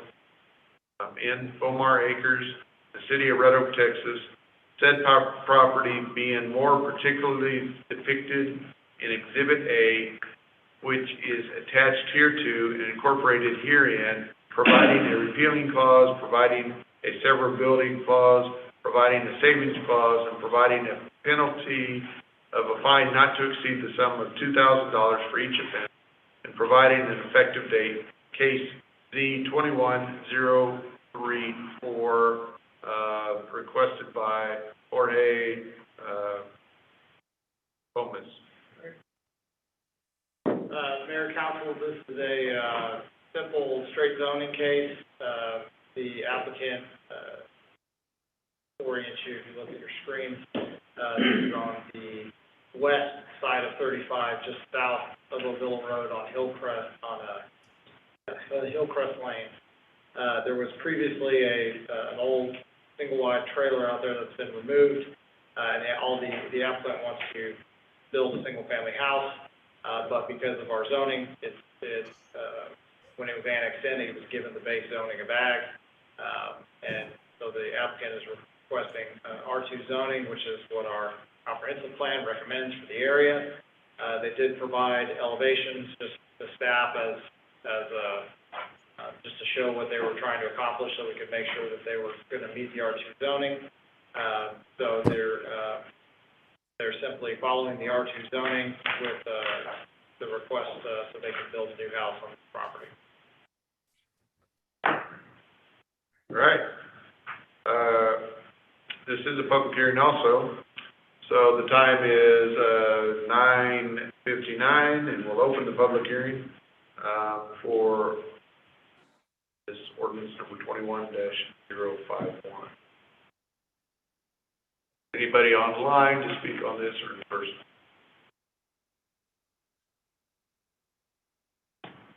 Okay, hearing none. I'll entertain a motion at 10 p.m. to close this public hearing.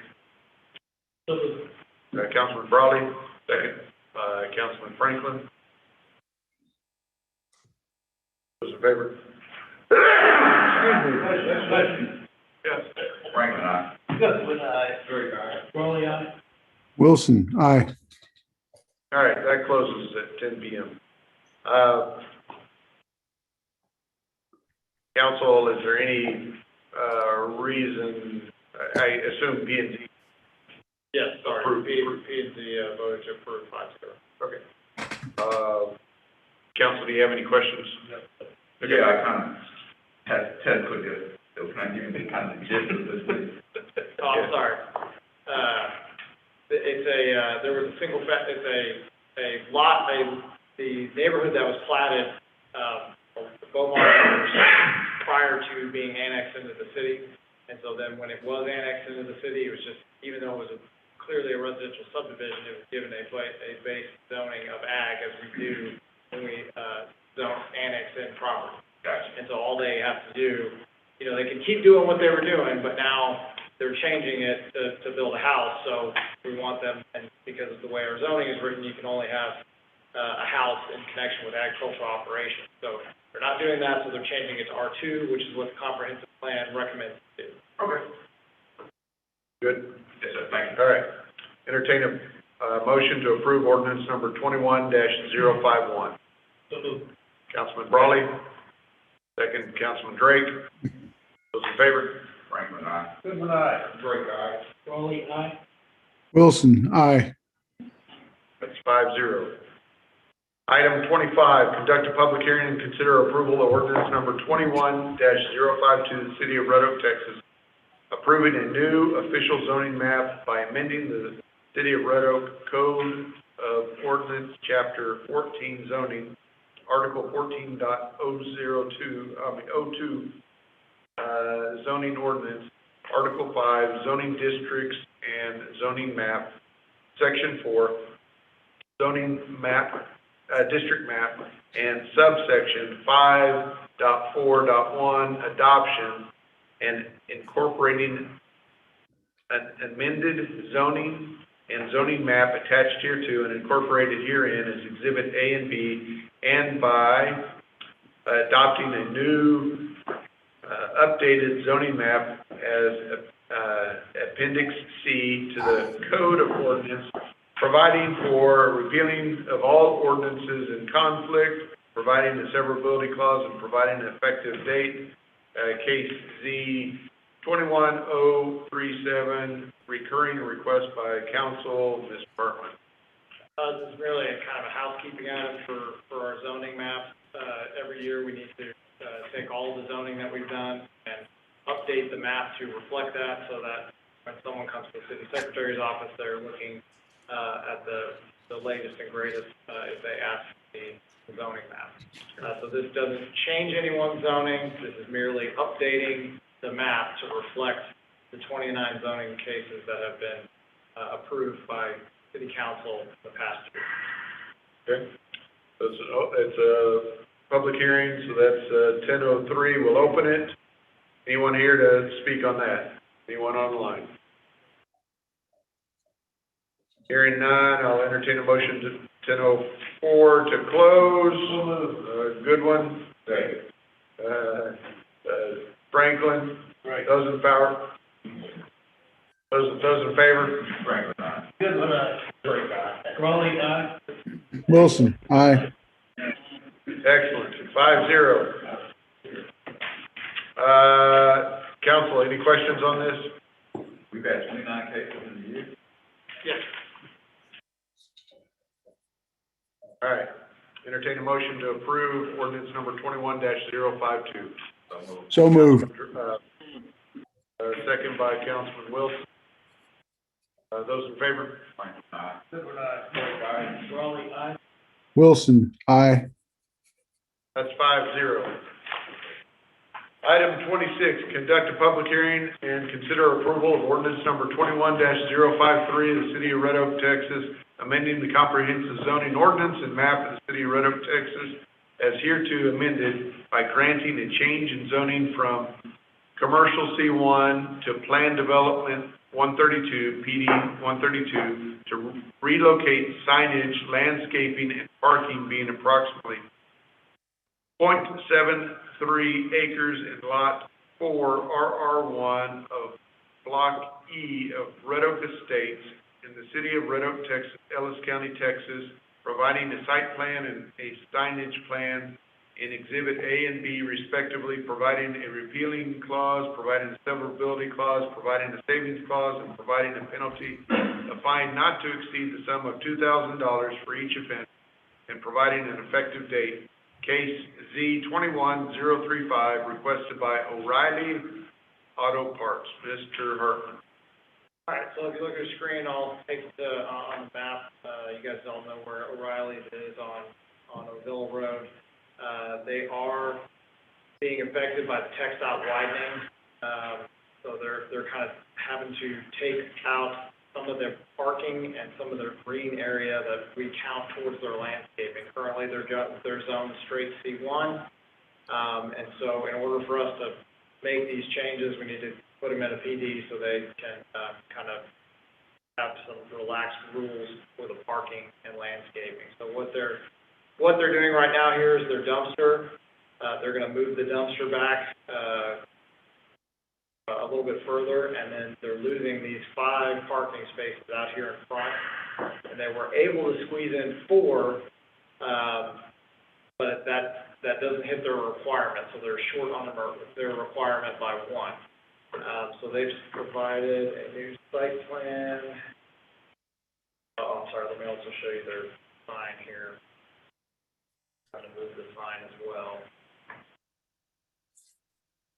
So they've got a sign here, they'll have to move it, a little further back, and they're gonna do a sign similar to Sonic's, but it'll have brick, the poles will be brick that it's on, and it's within the bounds of our standard sign ordinance. What happens to the tree? I think they've got it, I'll have to look on the site plan here in a second, but I thought they were able to save it. Is it a permanent sign or? It will be temporary, so they're losing this big sign they have right now, to the taking, and then they'll move it, and I'll show you here in a second.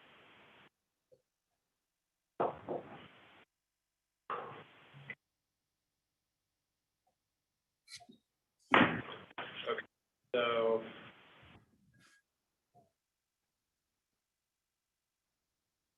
dashed line represents the new right-of-way line, where this is the current right-of-way line. So they are losing quite a bit, but as you can see, it takes out their parking, 1, 2, 3, 4, 5, the sign that's right here.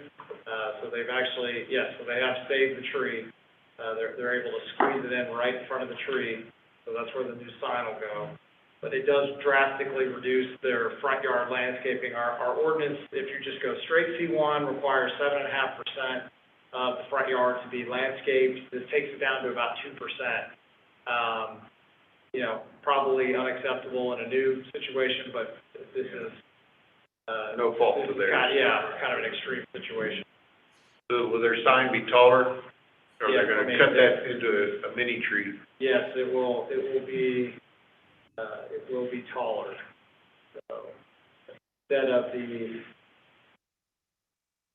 ground sign, it'll be a 20-foot tall, 3-foot pedestal or pediment, however you want to say that, holding it up. We don't have any like, pictures like, Muhammad out there on the highway or anything like that? No. I'm just asking, so. All right. All right, so this also is a public hearing. We'll open that public hearing at, 10:09. Anyone here to speak on this aspect? Good evening. Can you hear me okay? Yes, again. Yes, this is Paul Engel with Anderson Engineering. We are the engineers on the project, 3213 Southwest Bypass, Springfield, Missouri. Thank you for your patience. And I know it's been a long night, so I'll go quick. Essentially, as staff wisely pointed out, this is being imposed upon O'Reilly by TxDOT. So we're trying to make the best of the situation that we can. It was actually your staff's idea to do the PD, which was brilliant, instead of trying to seek variances. So we thank you for their help on that. And like you said, everything's exactly what we talked about. We will put that sign in there. Our intent is to keep the tree. We understand we will not be seeing traffic coming the other direction from the right side, won't be able to see it, but they're putting a big median up anyway, so it kind of kills that anyway. We are, for good measure, adding in another tree to the side up in a little island by the front right corner of the building. And we appreciate your help, and I'm here to answer any questions. Thank you very much for calling in. And, anyone else? Okay, it's 10:10. I'll entertain a motion to close this public hearing. Councilman Goodwin, and Councilman Brawley. Those in favor? Franklin, aye. Raleigh, aye. Wilson, aye. That passes 5-0. You know, sorry, sir, I didn't catch your name, but I appreciate y'all being proactive, and you know, bringing that to us. And I hate that that's taken a lot of your parking, and thanks for working on that. Mayor, I think that was closed to hear. Yeah, oh, yeah, well, I'm just making a statement now. I'm just making a statement. And now I see you, Mr. Paul. All right, so, council, any questions that you have? All right. I am anti-PD my life. Y'all know me with that, but this is beyond their control. Yeah, and unfortunately, we're probably gonna be seeing a lot of those. Yeah. Mr. Hartman, I'm sure you're gonna be kind of working through that, and I appreciate to hear the positive feedback that, y'all have given, to O'Reilly, Mr. Paul. So I'll entertain a motion to approve this ordinance number 21-053. So moved. All right, so, Councilman Franklin and Wilson will be second, and, those in favor. Franklin, aye. Goodwin, aye. Drake, aye. Raleigh, aye. Let me think about that. No, yeah. Wilson, aye. Excellent. Thank you, Mr. Engel, so thank you very much for calling. Thank you. Hope you guys get out of there sometime soon. Yeah, it'll be quick, I'm trying. Okay, item 27, and I hate that y'all are 28, and I apologize. Item 27, consider adoption of resolution number 21-112R, the city of Red Oak, Texas, amending the master fee schedule by amending chapter 11, utility fees, by amending section 11.004, garbage collection charges, subsection A and subsection B, to establish new rates, providing a repealing clause, and providing a severability clause, and providing an effective date. Mr. Williams. Good evening, Mayor and Council. Dirty job, somebody goes. No thanks. CWD, for their contract, has an annual rate adjustment, that they present to the city, and it's based off, just the CPI indexes, fuel costs, number of things. I have Jason Raymer with CWD here as well to answer any specific questions. This agenda item is specifically, to adjust, and amend our master fee schedule to coincide with the rate, adjustment that the new fee that's going to take effect January 1st from CWD. So currently our rates are essentially a pass-through rate from to our residents. So and in past years it's been a nominal amount. This year it's a little more robust from the component of just our economic environment that we live in. The services they provide have simply just increased to the point where they have no choice but to raise our rates more than we've seen in the past. But any provider, any solid waste provider would be in the same, would be dealing with that same issue regardless of who our solid waste provider is.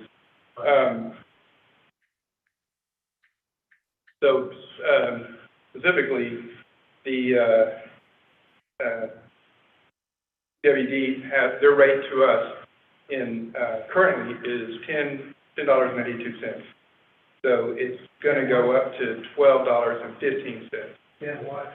$10.82. 82. That's essentially per resident, per collection. And it's going up to $12.15. So that's their rate to us.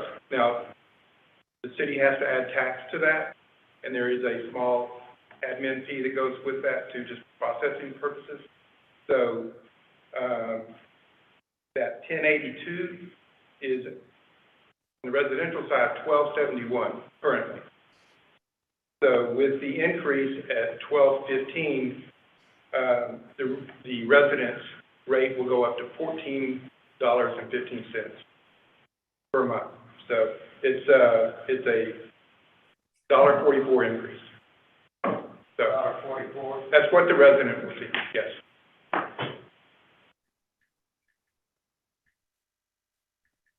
This is on the water bill?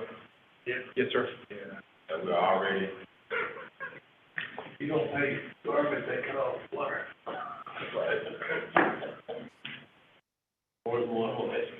Yes, it's line items. Yeah. It's line items. So let's see that it's the trash. It's the trash pickup. Yeah. it's not hidden the water component or the sewer. Okay? And if council would, like to, hear some, information from CWD that's available to, just prepare yourself in case you get calls. So. We have to charge the admin fee. That's rock and water. Well, part of it is, because it goes out with Rocket Water bills and their CCN, it goes out with ours on our CCN. So we'll be paying, Rocket regardless to send it out on theirs. We don't have to, I mean, we can eat costs all we want, it's just, I don't know what that does to the budget. We have to go back and look at that because we budgeted by making X amount of revenues, off of water and sewer and trash and so on and so forth. Yeah, and speaking with Lori, our finance director, it really just, it is indeed, there's no money being made from the admin fee. It's just to cover the additional cost in the administrative process with Rocket's billing and just putting all of that together. So, There's different rates with Rocket SUV and stuff, not on trash service. Not on trash service or sewer service if they have sewer service. It would just strictly be their water rate will be the only difference.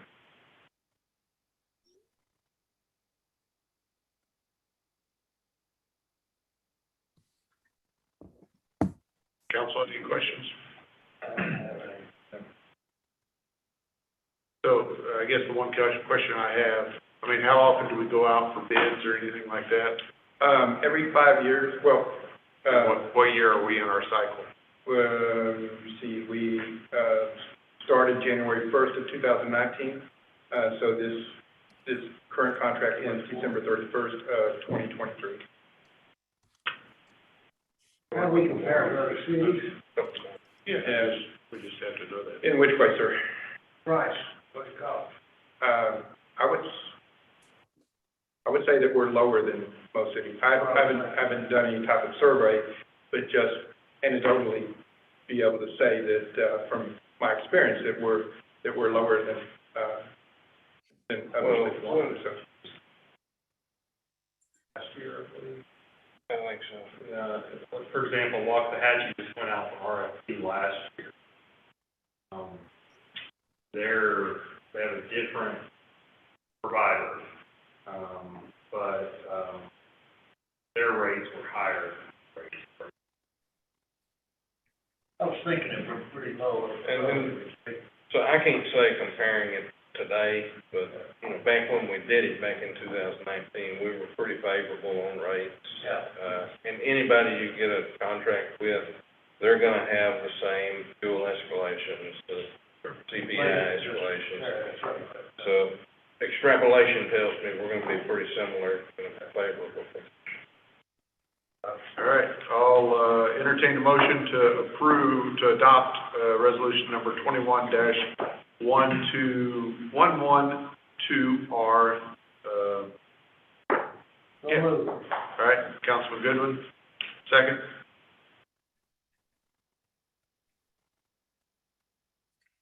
All right, let me rephrase that then. So that died. So what happens if we don't approve that? He seconded it. No, I did. I'm hoping, just given what's going on with sewer in good faith, I don't support raising anything, given where we are. Well, you got a choice. You gonna get out there and pick it up? You don't have a choice on the cost. You do have a choice on how much you charge. It's just whether you wanna keep the difference or not. Which then cuts out everything else that we've already budgeted for. Yeah, So, Because we do budget this as a pass-through. So we have the admin fee for the processing side, specifically targeted at the Rocket Water customers. But we don't budget any sort of revenue gain from the city based on our garbage. It's an in and out. All right. So we gotta make it. all right. I'm set. Okay, Councilman Drake, we are back on to adoption of Resolution 21-112R. You don't have to like it. Right. You know? And I understand what the hesitation is. And thanks for that continued explanation. So now let's vote on this. Franklin, aye. Goodman, aye. Drake, aye. Foley, aye. Wilson, aye. All right, that passes 5-0. Keep it down next time. Put solar panels on top of those trucks. When the gas price goes back down, Yeah. drop it back down. Hey, we'll start drilling in Red Oak. We're gonna get that oil. All right, thank you. All right, item 28, sorry that was at the end of the agenda. Discussion with the developer about possible development on an 84-acre tract, city of Red Oak, located at the northwest corner of Pratt and Farm to Market Road, 2377 Louise Ritter Drive. So, Ben's got it up on the map here. You're gonna have to magnify that for me. Yeah. So there you are, right at the curve of 2377, the corner of Pratt, 2377, is the property that they're looking to develop. What the issue is they have a seller who is not flexible on basically approving the sale upon closing upon the approval of their zoning, so forth. So we can't give them a full commitment to say, hey, you can go out and build the subdivision that you're trying to do. And I don't think you all as a council can tonight either, because we're not even getting into detail. But the bigger question is just the use in general, because they're talking about, residential, with some commercial along the frontages. But given what, we know is going on in that general area, I'd rather you all look at it and say whether you want to consider that. Obviously, they'd have to bring in the full plans, plat, and so on and so forth to get, full commitment. But is residential on that property, commercial, open for y'all to consider? Bigger question. And it would be the larger lot, septic. Because that's more like what it looks like. Right. So, Mr. Adams, is that right? Sure. And we have to, you both want to come up at the same time? I know it's not a public hearing. I kind of postponed y'all based on this to be able to discuss it. So, I'm not going to limit, just so we can get some information and try to help guide you. Well, Council, I really appreciate you taking the time with us tonight. I know it's late, and we thank you, Mayor, Council, Mr. Fuller, we appreciate it. My name is Stephen Utrecht. I live at 3748 Vinecrest Drive, Dallas. Judge Chad Adams, and we just kind of wanted to get an idea, as Mr. Fuller had stated, what your vision is for this piece of land, and it's something we are very interested in. But we would love to get some direction from you. Is single family something that, you can envision here with commercial, or do you have a different vision? We've kind of talked with Rocket, and we've got the water supply available, thank God. But again, we're just looking from some direction and just some feedback from the council as to what the vision is.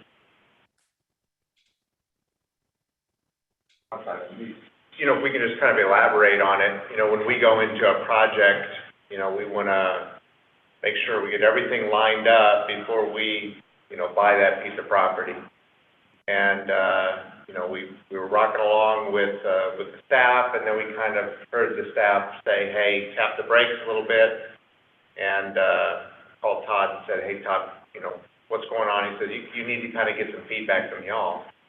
So if we get a feedback from y'all that says, man, no way, we do not want any houses there, this is designated for a different use, that's a good thing for us, because then we'll leave that property alone and we'll go someplace else. But if you say to us, you know, hey, yeah, we would kind of like the idea of what you've got here, we'd like you to kind of, you know, consider that, we're open to it, that kind of gives us a direction. If you're silent, it also gives us a direction.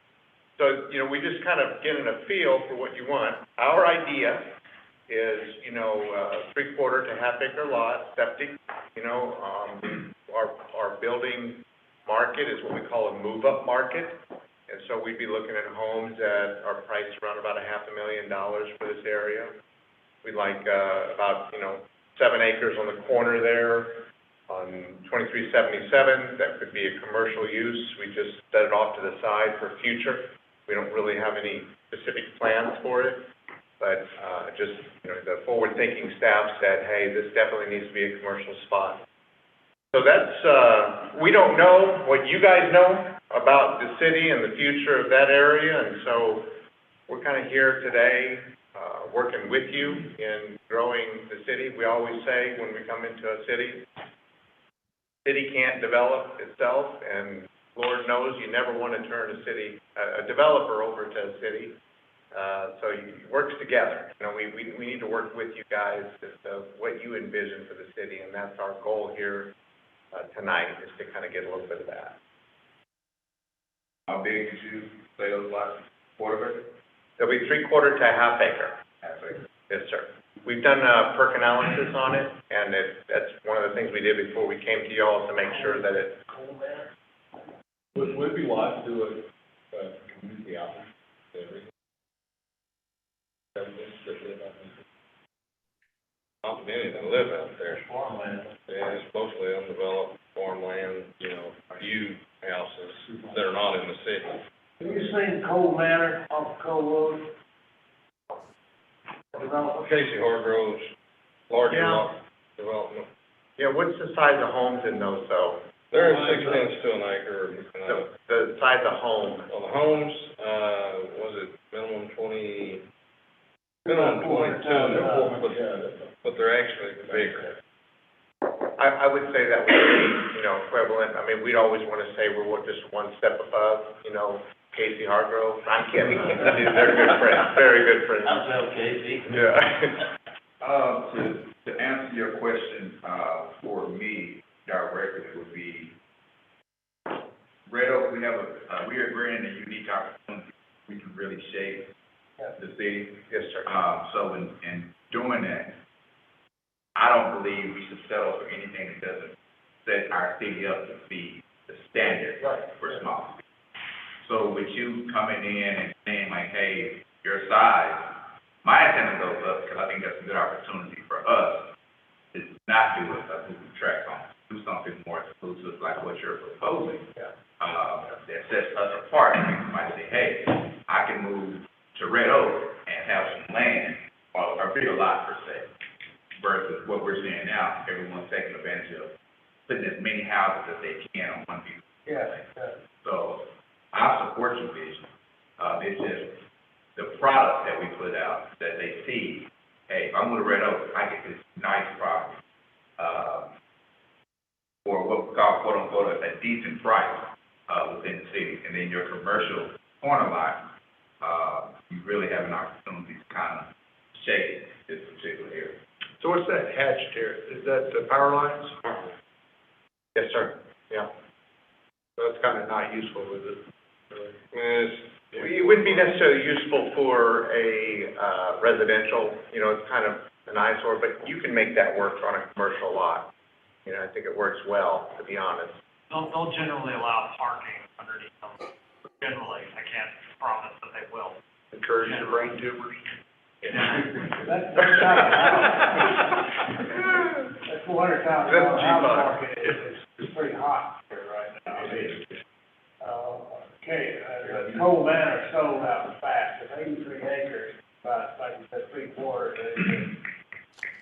Well, that really surprised me that we had that market, and there's no houses under there under 400,000. They go up to 600. Yeah, I'm kind of for that.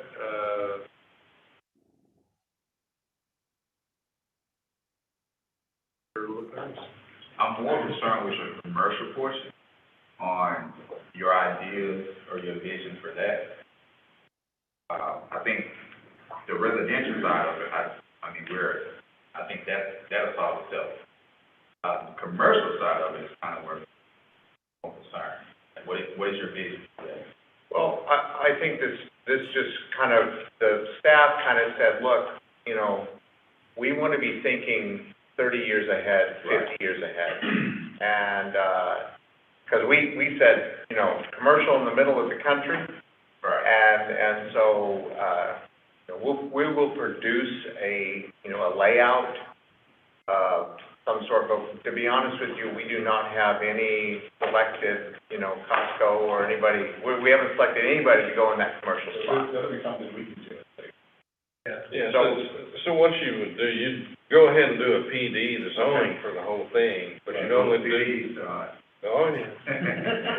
But you do the development plan just for the residential component, and then when you do have that user, because the user honestly may be several years before you get a user out in that area when things start to develop up. That is gonna be commercial though, because Pratt Road is, Exactly. Pratt Road and that farm market is. The point is you wanna reserve those hard corners on those major traveled intersections for commercial. Now? No, okay. Yeah, that's fine right there. That's pure farmland. And Uncle Bob's used car.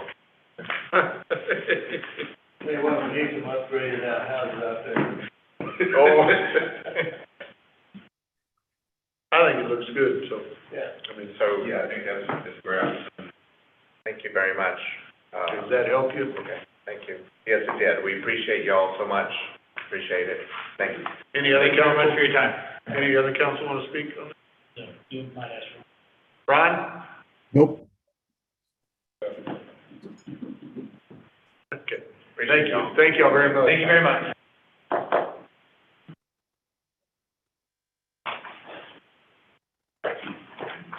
All right, so that concludes all our business. We have some departmental reports. Hey, Chief Blanton. Yes, sir.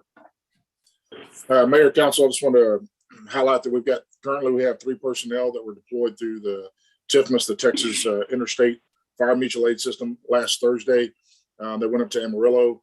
They were since called back on Friday for the big Electra complex fire, which encompassed about 23 to 2,500 acres in the city of Electra. They lost several houses, including their ag barn, with numerous animals and several other structures. Currently, there's no loss of life. Our crews made it back down to Electra, and they're still there. They're staying in Wichita Falls tonight. I talked to them this evening, and they are going back to Amarillo tomorrow in anticipation with some additional severe weather conditions on Wednesday with 70+ mile-an-hour winds and humidity levels in the teens. So they're expecting additional outbreaks in the next few days. So I just want to bring that to your attention. Our crews and the equipment all is safe and everything's in good shape. I don't have anything additional unless council has any comments. Yeah, express to them, thank you from us. Yes, sir, will do.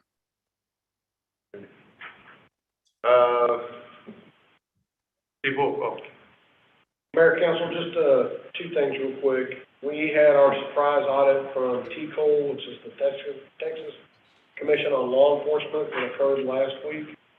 I know it's not in the November report, but I wanted to let you know that that's a surprise audit where they come in and they check all of our files to make sure that we're in compliance with state regulations with regards to officer training, the personnel files, our internal investigation files. We passed with no deficiencies. We we've done that for the last 3 years in a row without incident. That's largely, in part to my administrative lieutenant that I have. He runs a pretty top ship and keeps everything in order for us.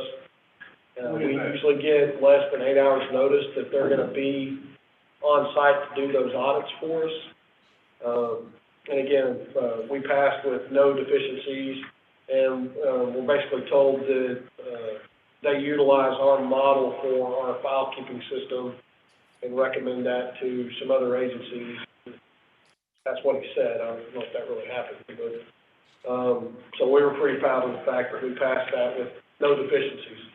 Second thing, you'll remember a couple of months ago, we had some complaints about Post Oak and the speeding that came up in council, and we had some people speak to those facts. We were able to run some statistical analysis using our radar trailer, and the information that we captured on that particular roadway, the concerns with regard to speeding were grossly exaggerated with regards to the numbers that we were actually able to pull from the radar trailer. We still conducted some presence enforcement and education in the area, but what we had seen, the instances prior to that, was basically confirmed by the radar trailer that there was not a significant issue that existed, and that we had been addressing it appropriately. But I passed those numbers along to the city management and the mayor with regards to those numbers. So we were able to address that concern, and we've now moved on to addressing some of the other concerns with regards to speeding in town, utilizing the same education model that we have before. And it also went out to the HOA people. Yes. Who is your admin lieutenant you talked about? Mark Schroeder. Yeah. Mark Schroeder. Doing a fantastic job in that particular role. That's what you've been saying, yeah. And I'd be happy to answer any other questions the council may have. Good work. Thank you. So, and you'll be able to communicate with, Cole Manor? Yeah, I gave him my card and told him to send me some emails with particular concerns, vehicle descriptions, time of days. We'll put the radar trailer on a rotation over there to get that into the area. We've already had some increased patrols over there because we had fielded phone calls from him before. And not to get down in the weeds, but we've been addressing it, and where it's been appropriate, we have taken enforcement action. Just last week, we were out there 3 times in one day, and I think we issued about 7 or 8 citations for speeding. So they weren't significant violations, and by policy, we won't write a citation unless it's 10 miles an hour over. Everything else is a warning. Sounds pretty fast. So that was, again, we've been out there, we've been addressing this ahead of his presence tonight. He just wasn't happy with some of the actions that have been taken. So I spoke with him after he spoke and told him that we would communicate and be in correspondence with each other. Real quick, circling back to Post Oak, a shout out to Public Works. Mr. Williams and myself had some conversations. We were also, through consultation with each other, there was a decision to add some extra signage, speed limit signage on that road to make it more evident of what would be the posted speed limit in an attempt to try and slow some of those people down, even though the numbers didn't support the allegations of speed. You probably can't share that, but were those residents of that neighborhood? The few that we had, there was no way for us to tell. They don't have driver's license? Well, you talking about the people, you're talking about the ones that we have stopped on? No, in Cole. Cole? Yes, some of them were residents, and that was, in speaking with him, that's his complaint, that they are residents that live within the addition. And I told him that's generally how that pans out when we get the complaints about speeding. It's not pass-through traffic, it's actual residents. Yeah. And he said he was fine with us writing everybody in the addition. Stay away from the speed bumps. Yeah, okay. All right, Chief, I apologize for that. That was inappropriate, but, okay, making sure. All right, thank you.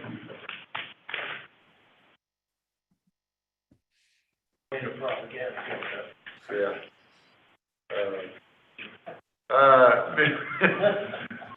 Ms. Beasley? Good evening, Mayor and Council. I don't have too much to add to my report this evening, but I did want to give you a quick update on Civic Ready, our new mass notification system. It is live. We've already started our social media marketing campaign. We're encouraging residents to register for the platform, or you can log in and update your info if you were a previous CTY Connect user. So we've tried to make it as easy as possible, whether you're registering as a new user or you're going in to claim and update your contact info. We will also be including info on the upcoming water bill. So I'm working with finance on that. And we will be working with community partners, the HOAs, the ISD, the chamber, to help us spread the word about this platform. So that is all I have for you guys tonight. I'll be happy to answer any questions that you may have for me. Thank you very much. Yes, sir. Mr. Hartman? Mayor, Council, I updated you guys last time on, one of the things I said was hopefully Tajin would be open, and it's open. So hopefully y'all have all gone there to eat. Great new restaurant in town. If y'all have noticed, maybe driving by Austin Boulevard, they're, out there paving now. They're set to be done by Christmas with the paving. So that thing is, wrapping up. Where's that at? Where's that paving? Austin Boulevard should be done prior to Christmas. Thank you. Thank you. And so they should clean up and wrap up sometime mid-January. And so we've been starting to get some action from the surrounding developments, wanting to go ahead grading, things like that. To start seeing some of that. The Oaks development behind the Oaks Church, they just moved equipment on site today to start some of the on-site work. So they're getting started on that. So we're going to see a ton of construction here in the next 6 months. So, your favorite. If you got any questions, let me know. You're having to work now, huh? Yep. All right, Ms. Amanda? One other thing real quick on, because I know we did have those couple of complaints on code enforcement and so forth. This guy's just working harder. Yeah. Is what the case is. I don't have a problem with that. So, I mean, if you look at, and Ben had Johnny pull these numbers. So our last code enforcement officer was here for 46 months, and he opened 1,307 cases. So our code enforcement now has been here 6.5 months, and he's opened 2,314 cases. So we are getting a lot more complaints, but percentage-wise, probably not anymore in terms of percentage. It's just that he's doing a lot more work than the prior guys. And there may not be citations, they're just. He's issuing very few citations. They're all just notices to say, hey, you gotta clean up. And we looked at the letters just to make sure they weren't like overly aggressive or anything. There's certain things that have to go in the letter that say, one of them is what your violation is, and how many days you have to remedy it, and what my contact information is, and what happens if you don't remedy it. And people, I think, for the most part, they feel picked on or singled out. But, we have 14,000 residents, and he sent out 2,300 letters. He's not picking on anybody. It's just, I told him, when he patrols an area, and then, I get people calling, you're picking on me because of so-and-so. I said, well, he's also picking on the state of Texas, the school district, one of our council members. And so he's picking on everybody. Don't just think he's singling you out. Another thing we did, because of some of the volume of cases and the phone calls, Alexa and I met, and she's currently looking at the door hanger that we're using, and also the notice that goes out. So she's going to be working with community development to come up with, is there different things we can do to the letter, different things we can do to the door hanger to make it a little more of a compliance type message. than a violation on this. We want to get the point across, but the point is to work with the resident to remedy the issue, not end up in the court. So, we just have to kind of walk that fine line, but we are using, communication as a tool there too. And that's all, compliance is the goal, right? We're not, it's not a money-making venture, it's not a citation thing, we just want compliance. So, the problem is, as soon as people get the notice, they're just hopping mad, and screaming and calling up here or calling our office, so, it gets, what could be handled with a simple, okay, can I have an extra 3 days to do this? I can't do it in 10 days. They just fly off the handle, and say you're picking on me, so. And then they jump from talking to the code enforcement to calling the mayor, to Right. calling me instead of calling code enforcement supervisor Three or other calling me. supervisors in between. We can get him on that car wash, maybe. Right. Okay. Good enough. All right, thanks, sir.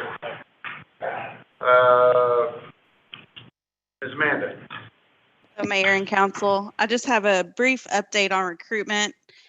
We added in process 4 new hires for November, and we currently have 8 positions that we are recruiting for. Recruitment has slowed down a little bit for applicants as we approach the holidays, but hopefully we'll see that pick up here in the next couple of weeks.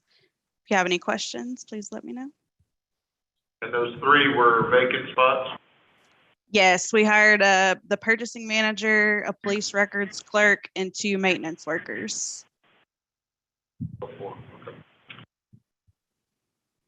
Great, thank you.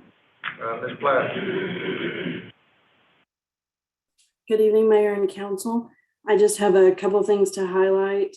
The report is for the month of November, and we have since received our December sales tax collections, and those are up 16.98% over the previous year for the same month.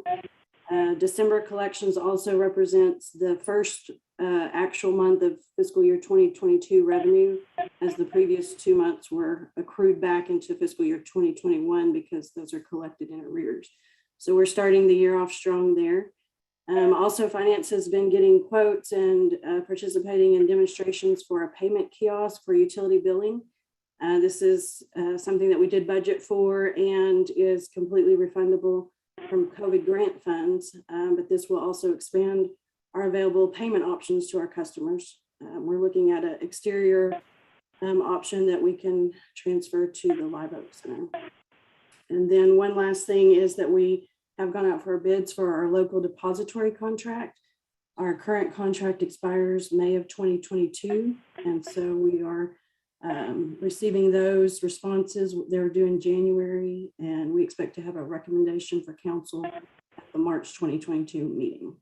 And that's all I have, and we'll be happy to answer any questions.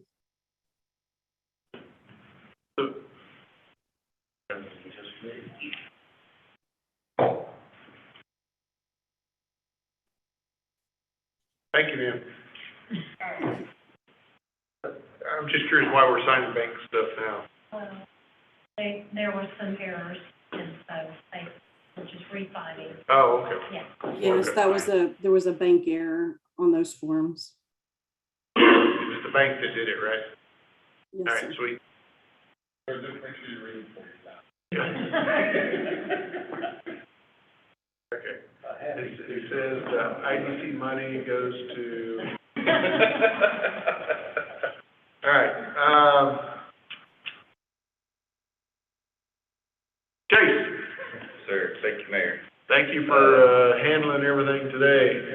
By your lonesome, we don't need that Binford. Yeah, we shipped him off to the Caribbean. Oh, yeah, okay. All right, so just a couple of things. We got our new NetMotion server in, which is our VPN software that everyone uses to work from home and all our cop cars and everything. That's our VPN tunnel. So we'll get that installed hopefully by the end of this year. We also got, we had several patches that we had to do for our email server. last month, so our Exchange server is all up to date and everything, should be secured and all that. And then, we got the Public Works application for our document management system running. So they've begun digitizing all their old SCADA logs and daily pump logs. And then we purchased 60 licenses of the new Office 365 and have begun converting users over to Office 365, so everyone will have the new updated apps as they come out. Okay.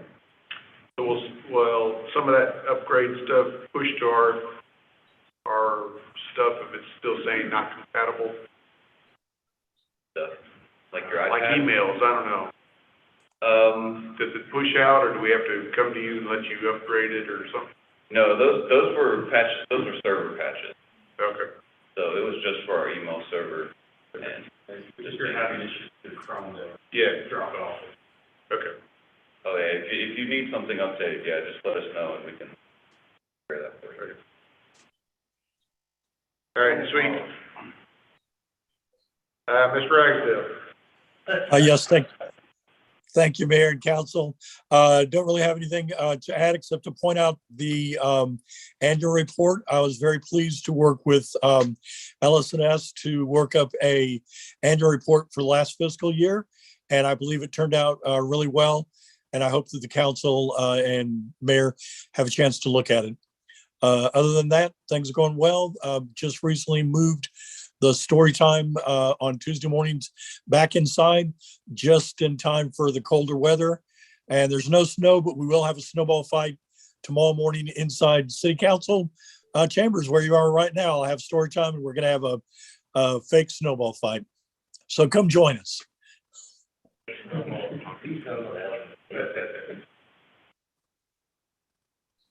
That's all I have. Thank you. Great job on your event. Yeah. Yeah. Just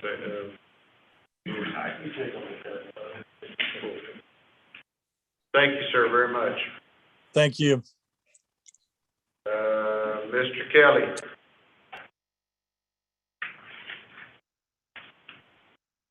Can you hear me? Yep. All right. Good evening, Council, Mayor. Would like to report in that December the 4th was a very successful day for the City of Red Oak Parks and Recreation Department. Not just for us, but also I need to thank the police, the fire, public works, library, finance, tourism, and even marketing, because without their support that day would not have happened. It was a really nice event. We had over 35 entrants into the parade, which is double from the 2019 numbers. And then we had well over 1,000 people attend the event down in the park after the parade. So it was very well received. So a lot of thank yous to different departments working with us as a team to make that work. Also very excited to be able to start having movies in the park. Thank you, Councilman Franklin, for dropping by the other night and hanging out with us for a little while we kicked off last Thursday. We kicked off our first movie night, and it was very well received. We had 125 folks here, and wanted to send a special thank you out to Logan and his team. They did a superb job supporting that event with giving snacks and making sure everything went smoothly. And then, of course, Logan dressed up as the conductor to fit in with the event. So thank you to the library team for that. But that's all I have for this at this time. What are you gonna wear at Bear Creek? I'll work with Chief on that. That looks like that's going to come up sometime, possibly January, and it may go a little bit into February. All that. Okay, I will. I'll actually to kind of give you a little bit of an update on that. I'll just 10 seconds here is we're going to do a little bit, the same guy that did the work around the pond there. He's going to do a little bit of work for us out there because we did have some difficulty getting through those locust trees last time. And if we can get those down and burned, then we can get those a little bit more under control. And that's something that I have within my operations budget to handle. So we'll do that here probably within the next 10 days, and that way it'll have time to dry. And by the time we do burn the fields, that material will go up, including the seeds. Just turn me loose out there. I'll get you some paths. All right, thank you. Yes, sir. Mr. Williams. Mayor Council, good evening again. Just a brief observation. I think maybe we found a replacement for you. It's the next time we have a Dunkin' booth, we just put the code enforcement officer there and advertise that. It would be probably the most attendance we've seen in an event. Probably so. I would like to add a couple of things to my report. First, the retaining wall at Methodist and Red Oak Road. It's been released to the contractor. They've taken most of the blocks, at least, that were in jeopardy of coming further down at this point. They removed it and cleaned it up. But they've ordered the CMU, so the block that's going to go back in place of what was there. But that initially, this was 2 weeks ago, was a 6 to 8 week lead time, kind of fall into that supply chain shortage that we hear about. So we're waiting on blocks. So they really don't. There's really nothing for them to do, I don't think we really want them to do anything until that block comes in. So that they're ready to go through the whole process there, because they have to, of course, build a foundation for that it comes in, and do a lot of excavation and things like that. So that's no reason to do that in front of everything. So it is kind of in a holding pattern until that block comes in. So I just wanted to get there. If you pass it, it is, our hands are kind of tied on this. Feel that, frankly. Okay. And then our Live Oak, the site drainage project, so everything that's going on around the Live Oak, what will be the municipal center.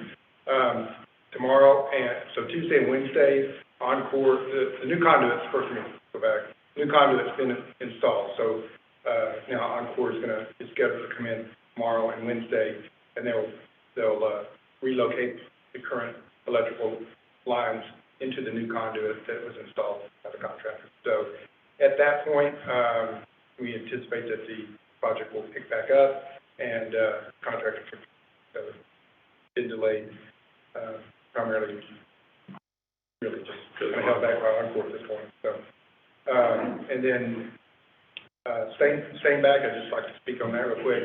After the road was repaved, I guess it was, maybe we should have just classified it as a highway. We were made aware of some incidences where people did not negotiate the curve and left the roadway and might have damaged a couple of trees in their vehicles. I don't think anybody was injured, but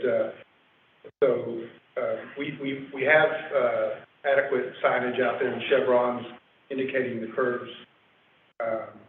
But we've now since gone back and striped it and put reflectors on each side of the stripe so people can visually pick up the curve. We've also put some white thermoplastic striping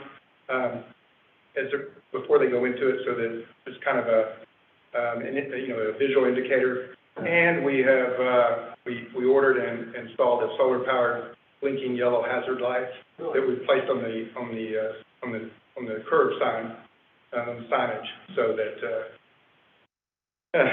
hopefully if all else fails, they'll pick up on the blinking light. And but that's all I have to add to the report. Any questions?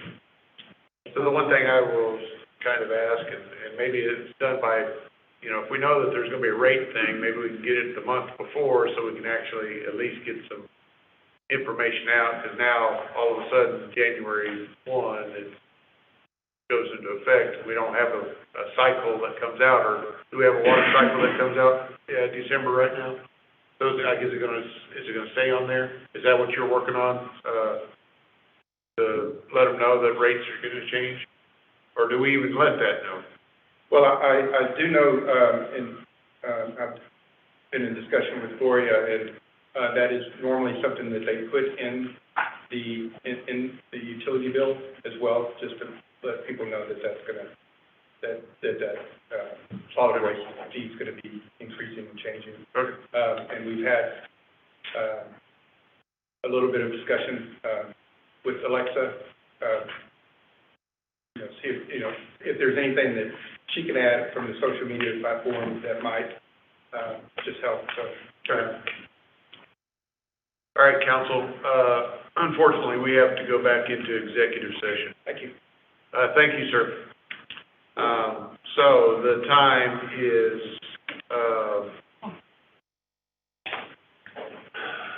11:02, and we will go into executive session pursuant to which number? Well, I know. It won't take long, but this is important.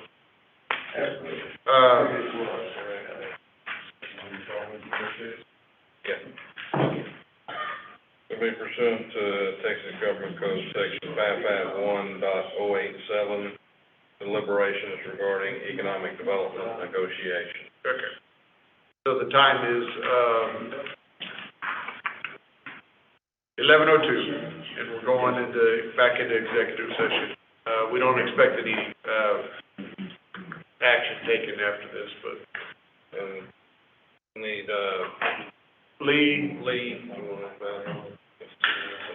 yeah, and, Alan, if you can come in too. we can do it in here, rather. Yeah, we'll stay in here. So if you'll, Ron, bring Ron in, and is Bob still on? No, Bob's fine. Okay. So we're